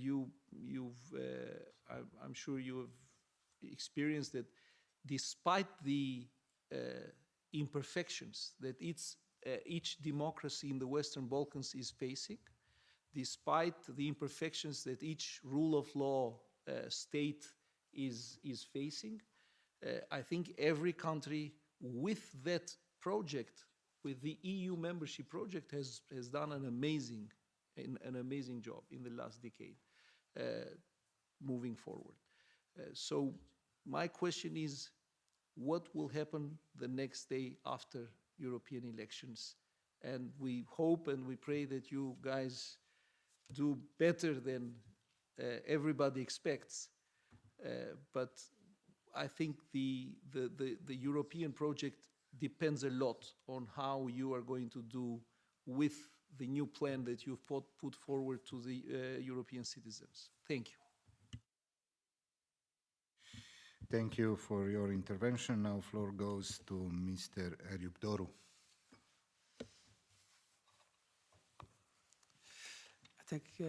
Nous n'avons pas la traduction, donc je vais faire comme nos amis de Croatie, un cours dans mon langue maternelle et sera la traduit deux phrases.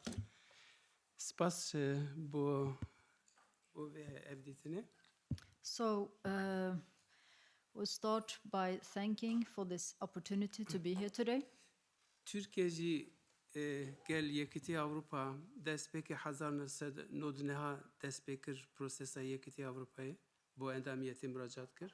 And Turkey has trying to be a member of the European Parliament in 1999.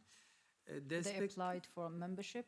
دست به که هنک پیش کتنن بچوک دموکراسی چیبون.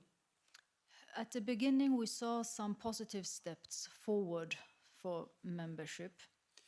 اما پشتی و ترکیه دا دموکراسی تماما تنبو یعنی. But very soon after, we see no steps forward in this process. همو شاردارن هاتن هر بجارتن هاتن گرتن. Right now, we're in a process where most of our co-chairs, municipality co-chairs, are imprisoned. Parlamenter سروک پارتیا ما هف سروک پارتیا ما نه حبسی دانه. And also our co-chairs, Selahattin Demirtas and Figen Yüksekdağ, are imprisoned. مثلا من قال جارا قال سلاطين دمرتاش في داري كونفرنس ده بجتاري كونفرنس بون نه حبسي دانا. We have been participating at this kind of events together with them here at the European Parliament, but right now they are imprisoned in Turkey. جبو ve sebebi ji zaten yekiti Avrupa prosesa tevlibuna Türkiye da seknandın. And actually, this is why the European Parliament has stopped this accession process. Türkiye anha emni karın bejin devleteke hukukiye. Right now, we are not even able to say that Turkey is just a state of principle. Çünkü ne kanuni yekti Avrupa kabul dike ne ji kanunun yekti Konsey Avrupa kabul dike. Yani mesela bir yarevanji bile kabul nake. They don't even because they don't even accept any kind of rules of laws regarding taken by the European Parliament or the Council of Europe. Em vek parti tabii ki em taraftarı ki Türkiye bu devleteke demokratik bu endamı yekti Avrupa'yı.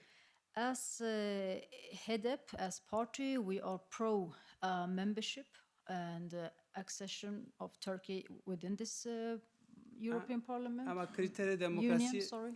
Kriteri demokrasi bu herkesi göre vek hevdir. But we do believe that the principles should be the same for everybody. Spas. Thank you.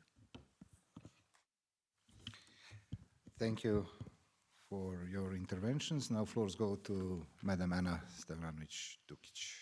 Thank you very much, and thank you all for inviting us and that we have opportunity to be today with you and to hear and to exchange our thoughts. I would like to be very short, not to take much time, but I would just like to make a few points. First one, I would just like you to recall one quote, which is saying that smart people are learning based on the mistakes of others, not by making their own mistakes. So when it comes to the theme of enlargement, I would just like to stress two mistakes that I think and that I consider that I had made in the case of the Serbia. One of the first criteria that is mistake and that should be prevented in a future enlargement process is that in case of Serbia, many of the standards and the values that are based on the European Union are just violated. And we can discuss very long about the consequences of it. But for example, in Serbia now we have certain absurd that year by year the support to the Serbian membership to the European Union decrease and decrease, which is a paradox. And voters in Serbia, especially those ones who are much more supporting the opposition, they just ask, okay, but we want Serbia to be the member of the European Union. But in the same time, we see many European officials that actually are supporting the government that is very hard to be called democratic. And those are not just my words. It's enough just to see the reports that actually we have every year and reports, for example, Reporters Without the Borders, Freedom House, which can give the evidence of the things that actually I'm speaking right now. So one of the advice will be never to sacrifice European values when it comes to the enlargement process. And the second mistake, it's very connected with the first one, and actually is one of the consequences of the first one. And it's advice actually for the European Parliament and for the Europe as well. Much more should be done when it comes to the public diplomacy. So people in Serbia do not actually feel and they are not aware of the support, financial support and other support that the European Union has given to our country.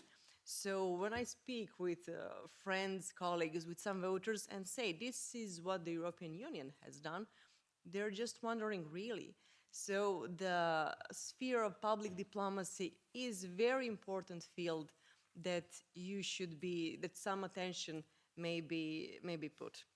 So maybe some kind of NGOs can be serious partner in that process, and I would just like you to consider that kind of a thing in order to make the enlargement process in other countries much more efficient and much better. So thank you very much. Thank you, Madam Stojanović-Đukić. Now, of course, there is still a room for interventions, and I think Bojan would like to take the floor again. Please, Bojan. Thank you. Thank you, Mr. Pitsula, dear Tonino. Thank you for the opportunity. I just wanted to comment very briefly on some of the points. I cannot on all because it will take a lot of time, but few I think are very important. I mean, I'm a big fan and supporter of Montenegro, but I wanted to touch upon what Mirko was discussing and talking about. The concept of front runners, I think it's a very frustrating. It's frustrating for those who think that they're front runners. I'm telling you from our experience, because we we started the process as candidate country in 2005, together with Croatia and Turkey. I see Mr. Doru here. Croatia is already a member state for 10 years. Then we were hoping to catch the train with Serbia and Montenegro.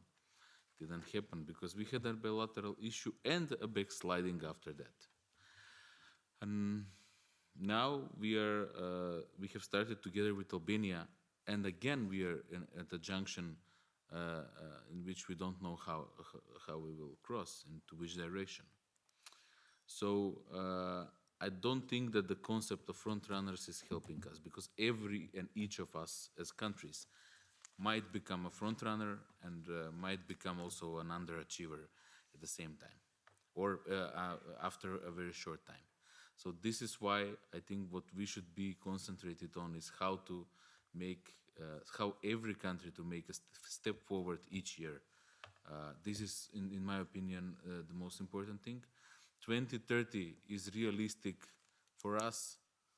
If you ask some people here in Brussels or in the member states, they'll say it's too early. I follow the discussion in Montenegro, and I know that 2026 for some parties or for everybody is the preferable date. But in order to be realistic for 2026, it means that you need to close the negotiations next year, 2024. So we have time for the accession treaty ratification. So I don't think it's realistic. I mean, I would like to, but I don't think it's realistic. This is why I think we should head to 2030. And I think that we have to push the door to be open in 2030. It can be 2032, it can be 2031, 2033. It's not about the detail, it's about the concept and indicator that we need to run for 2030. Of course, that doesn't mean that we get the date and we go to sleep for 6 years. No, but it means that we get a chance to fight for and to work for. And I think that's the most important thing. The concept of front runner can change from year to year. Who knows who will be a front runner next year and who will be an underachiever next year. So I think that the most important is to work on this. And finally, I agree on one thing. Don't sacrifice the EU values in the process, because North Macedonia has suffered a lot from this. Sasha said that Bosnia and Herzegovina always gets something even without delivering. We always get less than necessary even when we deliver. This is very frustrating. It's not frustrating for the nationalist and anti-European forces. It's frustrating for pro-European people.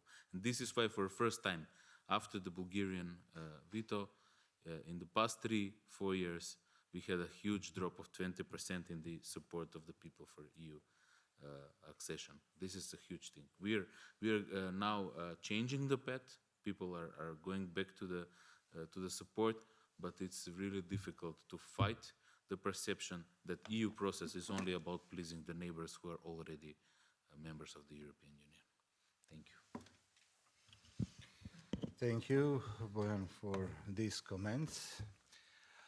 So, dear colleagues, time is running fast, but nevertheless, I don't want to prevent anyone from asking for floor, because that's all about. We find ourselves here to debate, to discuss. Of course, there is still room afterwards, during the dinner.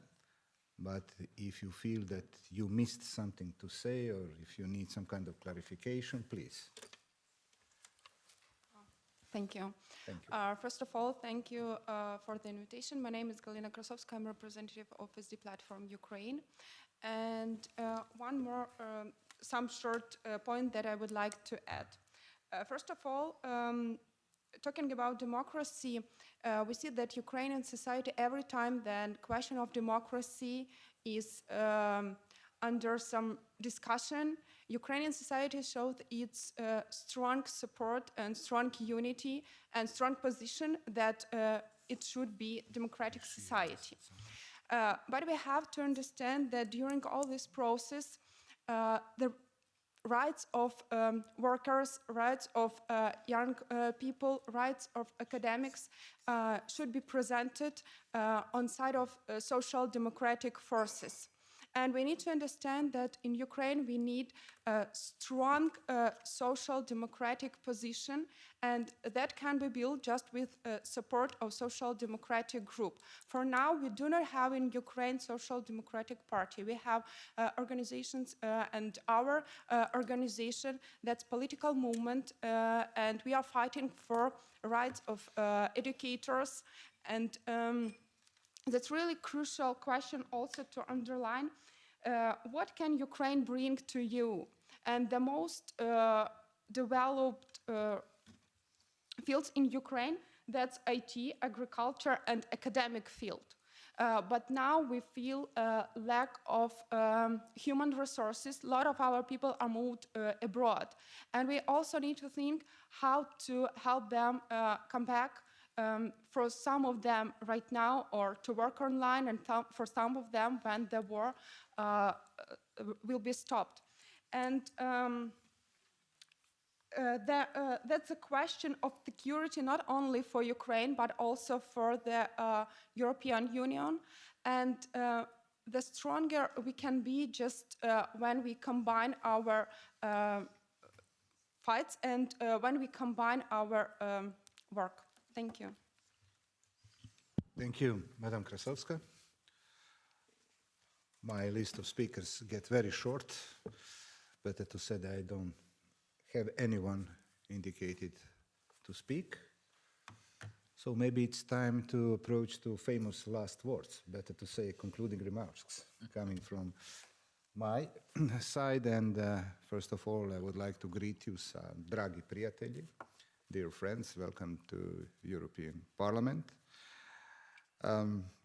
Couple of the sentences I think it's important to say, even to repeat myself. From many events and occasions, I got opportunity to talk about enlargement, and believe me, it's a number of events and conferences, meeting with the people. Yes, it goes without saying that history of European Union is a history of enlargement, starting 6 countries 70 years ago. Now it's 27 countries. As you can heard many times during this afternoon, I think one of the most frequent words we used was investment, in a way.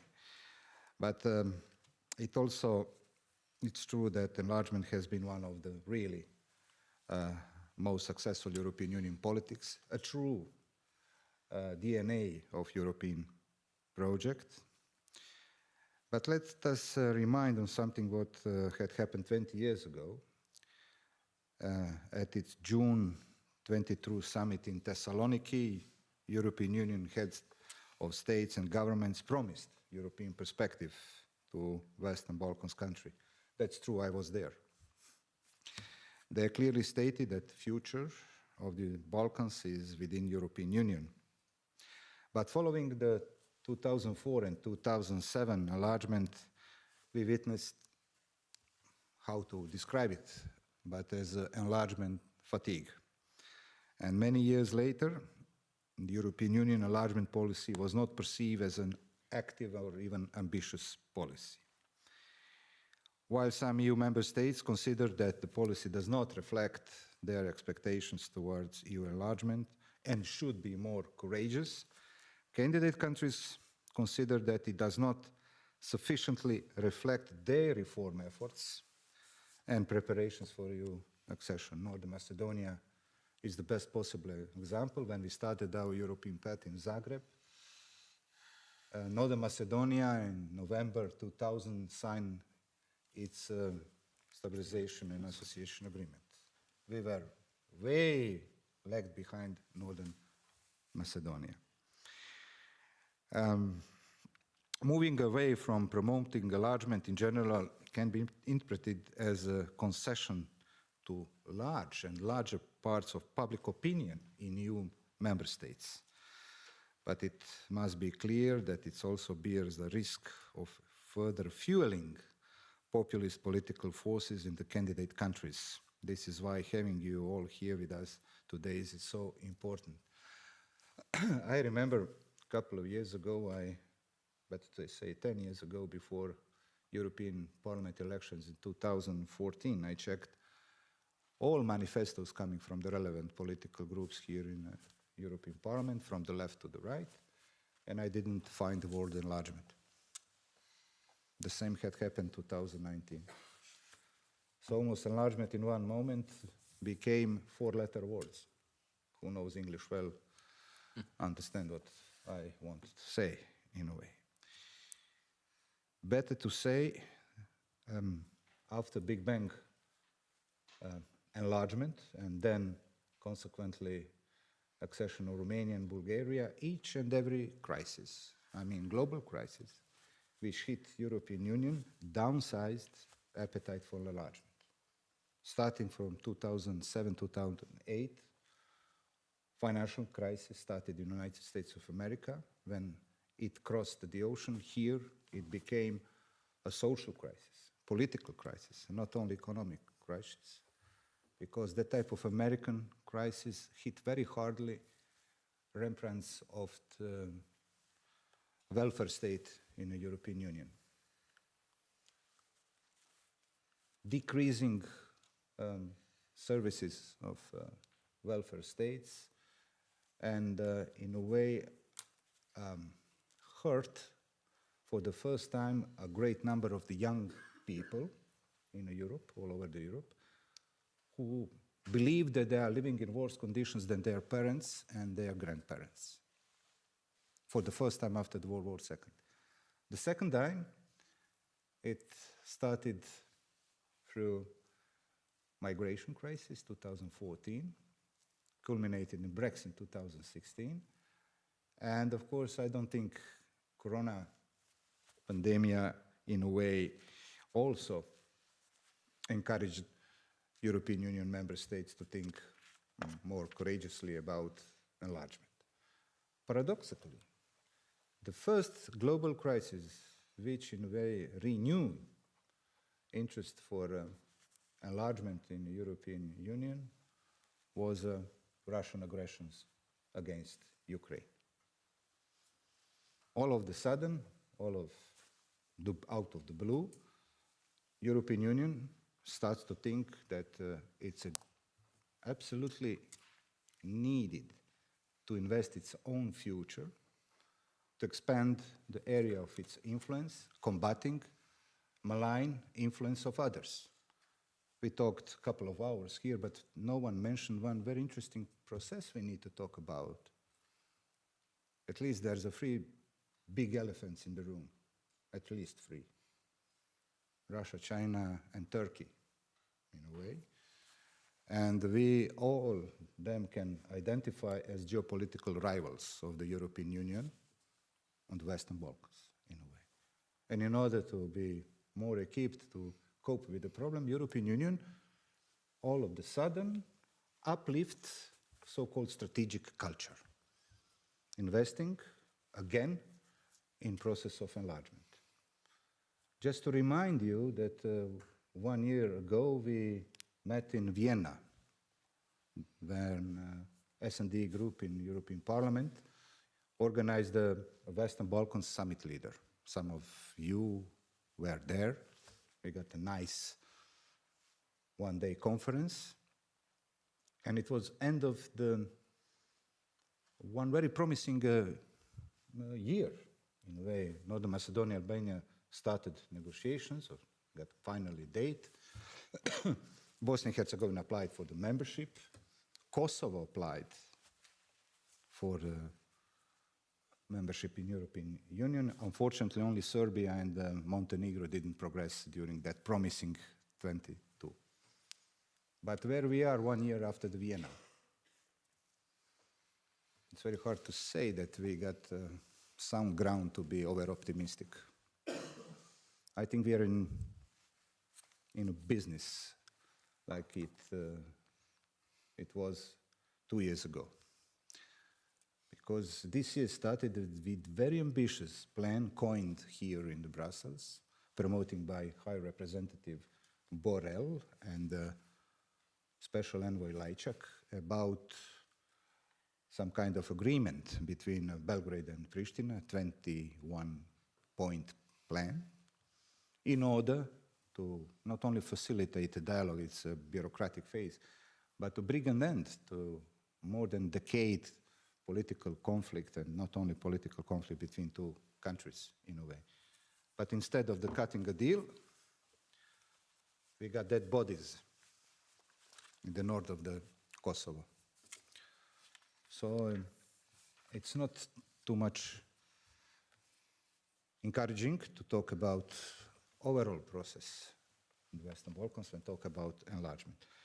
And as Bojan described, there is not only internal problems or bilateral problems which might suspend progress in enlargement. Let's talk about pressure from European Union member states. You can talk hours about, first of all, your southern neighbor, then easternward neighbor, in a way. Yeah? But I think that it may be overcome in time. We can unlock that safe for Northern Macedonia, but where do I see some even more problem and why I'm cautious?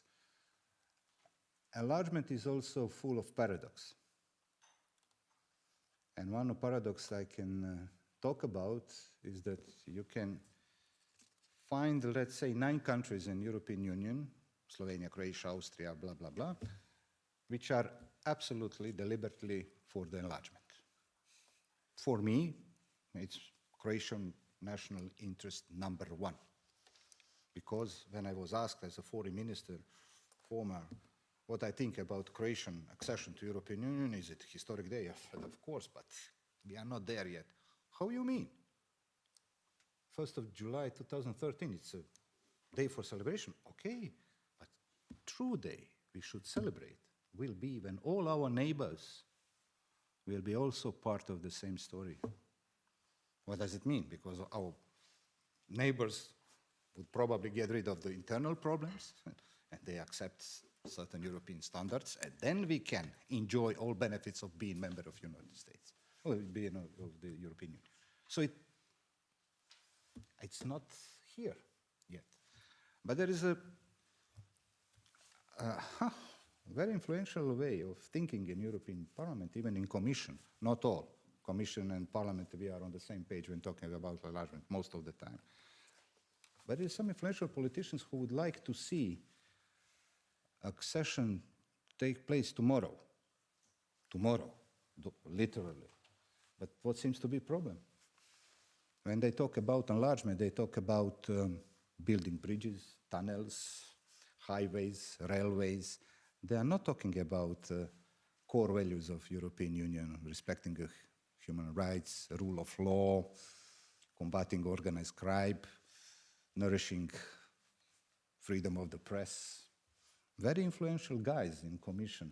Of course, supported by some member states who would like to see their autocratic neighbor in the European Union between Monday and Friday. It can go, of course. So I think we not be seduced by such promises. I think it's a very demanding process, very demanding, and it will be more demanding. When Croatia started process, acquis communautaire, famous set of books every accession country need to swallow, had around 40,000 pages. Now it's 85,000. So another favorite saying is that it was much easier to establish European Economic Community in 1957 than enter European Union in third decade of 21st century. But that it is, in a way. But momentum is here. Despite all problems of internal nature, I think there is still chance, there is still window of opportunity to see enlargement in the next couple of the days. Some of you mentioned key dates, target dates, setting benchmark in the future. It's all okay. It's all okay. Even we here in the European Parliament mentioned in one document I got a privilege to draft that all current negotiation talks should be ended before 2030, 2028 or 2027. Bojan gave a pretty realistic picture. What does it really mean? Ratification and so on. But the only historic day is only one, when countries entering European Union. The only one. Don't stick with the dates. It's very dangerous because it's not easy to foresee what might happen in Europe and immediate neighborhood tomorrow. But momentum anyway is here, and I would like to conclude by saying that it's very important to see who will imprint in political sense enlargement process. That's the reason why we, as a socialist and Democrats, would like to be more active. Because there is a conservatives, liberals, green policy, far left, far right, and we are competing in a way, because future of European Union is inevitably connected with the type of enlargement. There is a competition within European Union. You know that some countries don't want another countries because they think that that country may, let's say, lift influence of some other member states. It's geopolitics within European Union. And we know that it's also the truth. But I think it can go together. I think I don't need to prove anyone that any enlargement is in a way reforming European Union. It's not isolated. Big Bang was a big reform. 10 countries joined the European Union. You know, it's a very important undertaking of the European Union at that time. I would like to see European Union tomorrow be same courageous to do, if not the same move, but the move which in a way bring prosperity and the peace to the Western Balkans countries, first of all, and then Eastern neighborhood countries, Moldova, Ukraine, and of course give it perspective for Georgia as well, because European Union must remain an open project If not, we are in trouble. So I believe in mission of the European Union, and I would like to see European Union to plays the same role in the Western Balkans like it plays on the Western Europe. And when you know what does it mean for the generations of people who get that, in a way, chance and be happy to live in the Western Europes. While we, many of us sitting here around the desk and you, we were with something else, and we in then Yugoslavia, we were lucky one. We were lucky one, if you compare it to some other Eastern countries of the bloc. So, the history is not, let's say, limited with some wishes. It's an open process, and the enlargement must be part of it. I got one speaker here. It's a Professor Ilhan Uzgel. He's online. Sir, we want to hear from you. Okay. Can you hear me? Yes. Excellent. Okay. Thank you very much. I'm very happy to participate in this seminar. Let me introduce our party. The CHP, the Republican People's Party, is the oldest party in Turkey. It commemorates its 100th anniversary this year, but unfortunately, it has lost elections in the last 2 decades, except the local elections in 4 years ago, where it won almost the biggest cities in Turkey. So it's a founding party. We have a new convention last month, and we have a new leadership.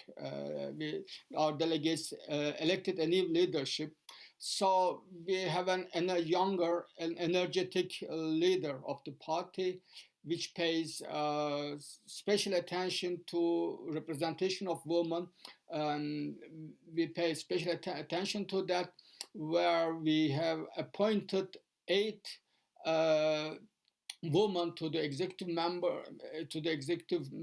executive board of the party, which has 18 members, which means half of its executive board composed of women, and its party assembly is relatively younger compared to previous ones, which has average age of 43. I know that could have been better, but still it's better. We wholeheartedly support Turkey's membership in the EU. We are in favor of EU enlargement process, of course. It's not. We don't consider it as a technical process, and we consider it as a historical social orientation and part of Turkey's westernization and modernization efforts. But we find the current state of EU-Turkish relations quite unsatisfactory and even harmful against the interests of the Turkish people. As you know, accession process has been stalled for some time.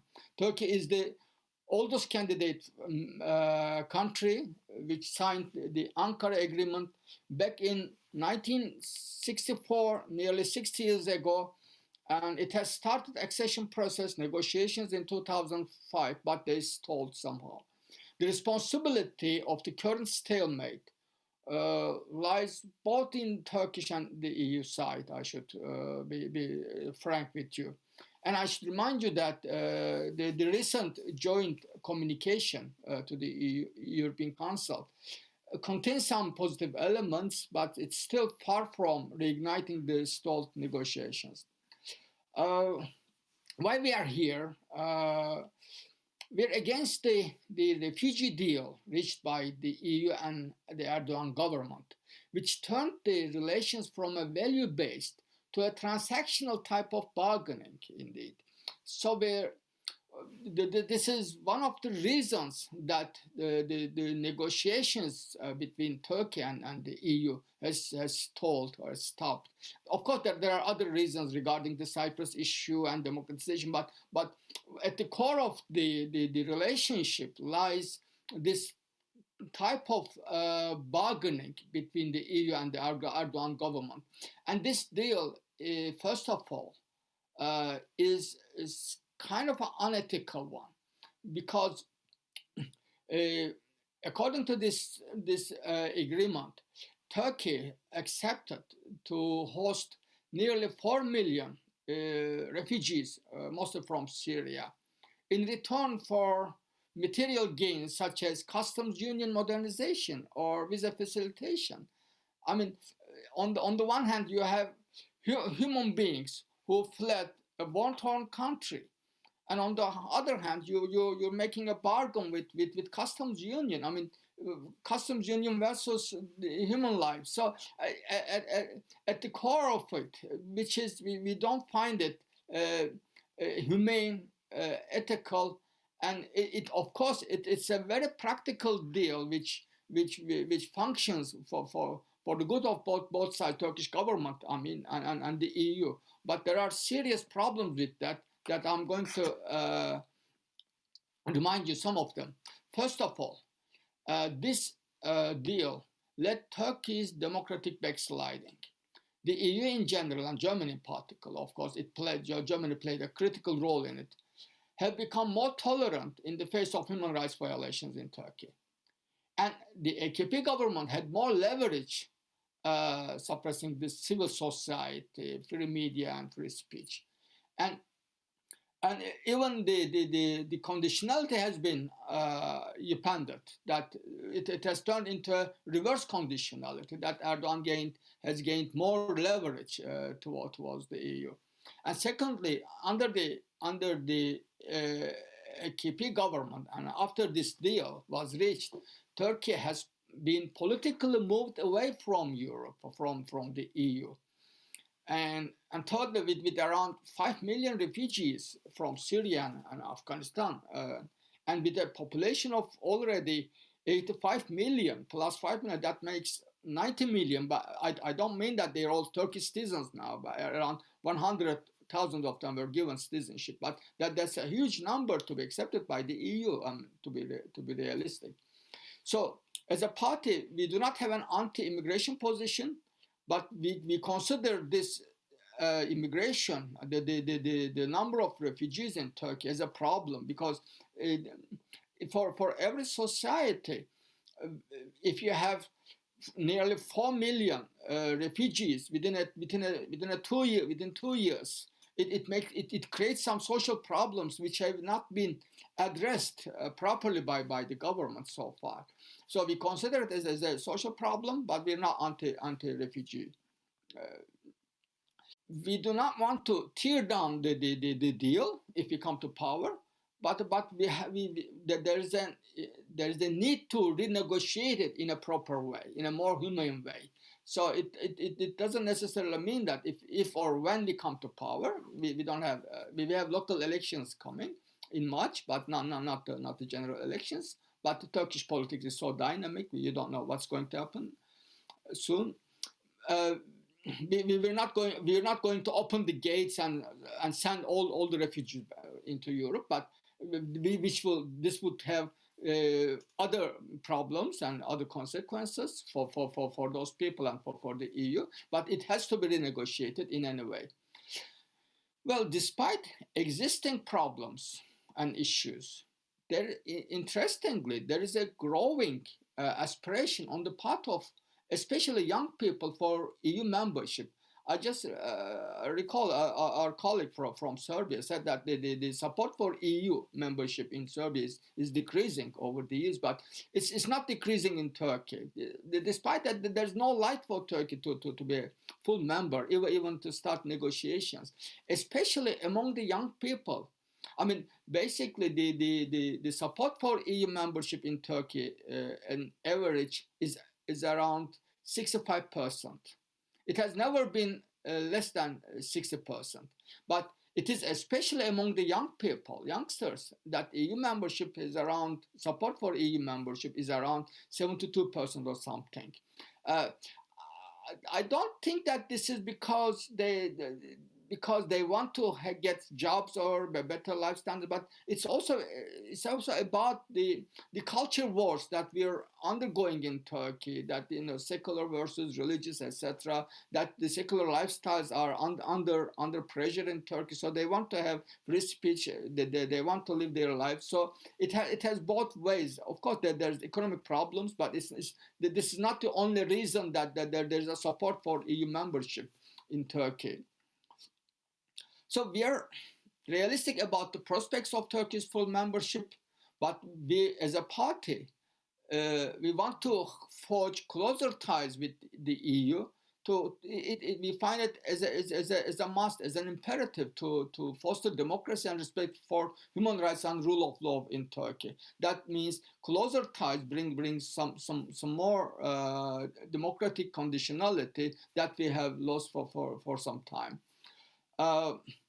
We're also against the EU's approach that highlights Turkey's strategic location and considers Turkey as a strategic partner in a turbulent region and in increasing the global uncertainties. What we stand for is going back to a value-based, principled relationships.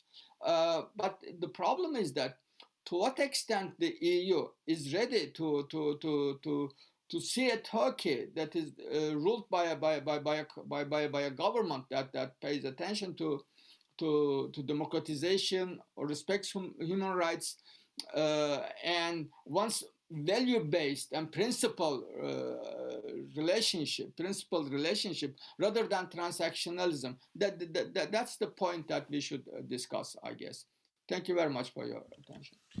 Thank you, Professor, for your contribution, because talking about EU enlargement without taking a board perspective on enlargement coming from the Turkey, of course, is not complete, of course. But nevertheless, S&D Seminar EU Enlargement is almost closed. We are about to end. And I think it could be common conclusion that it does not mean that EU enlargement process is about to end anytime soon, because it would be, in a way, contrary to the very core of idea of the European Union. Don't forget, it had started as a gathering of the six. Of course, in order to achieve very, very modest set of the goals, putting under the control only two substances, coal and steel, important elements for waging a war in time of 50 years ago. And I think the European Union must find its new mission in 21st century, because I think it's the single most important project in entire European history. But now the question is what Europeans need to put under the control this time. Steel and coal? Maybe, I don't think so.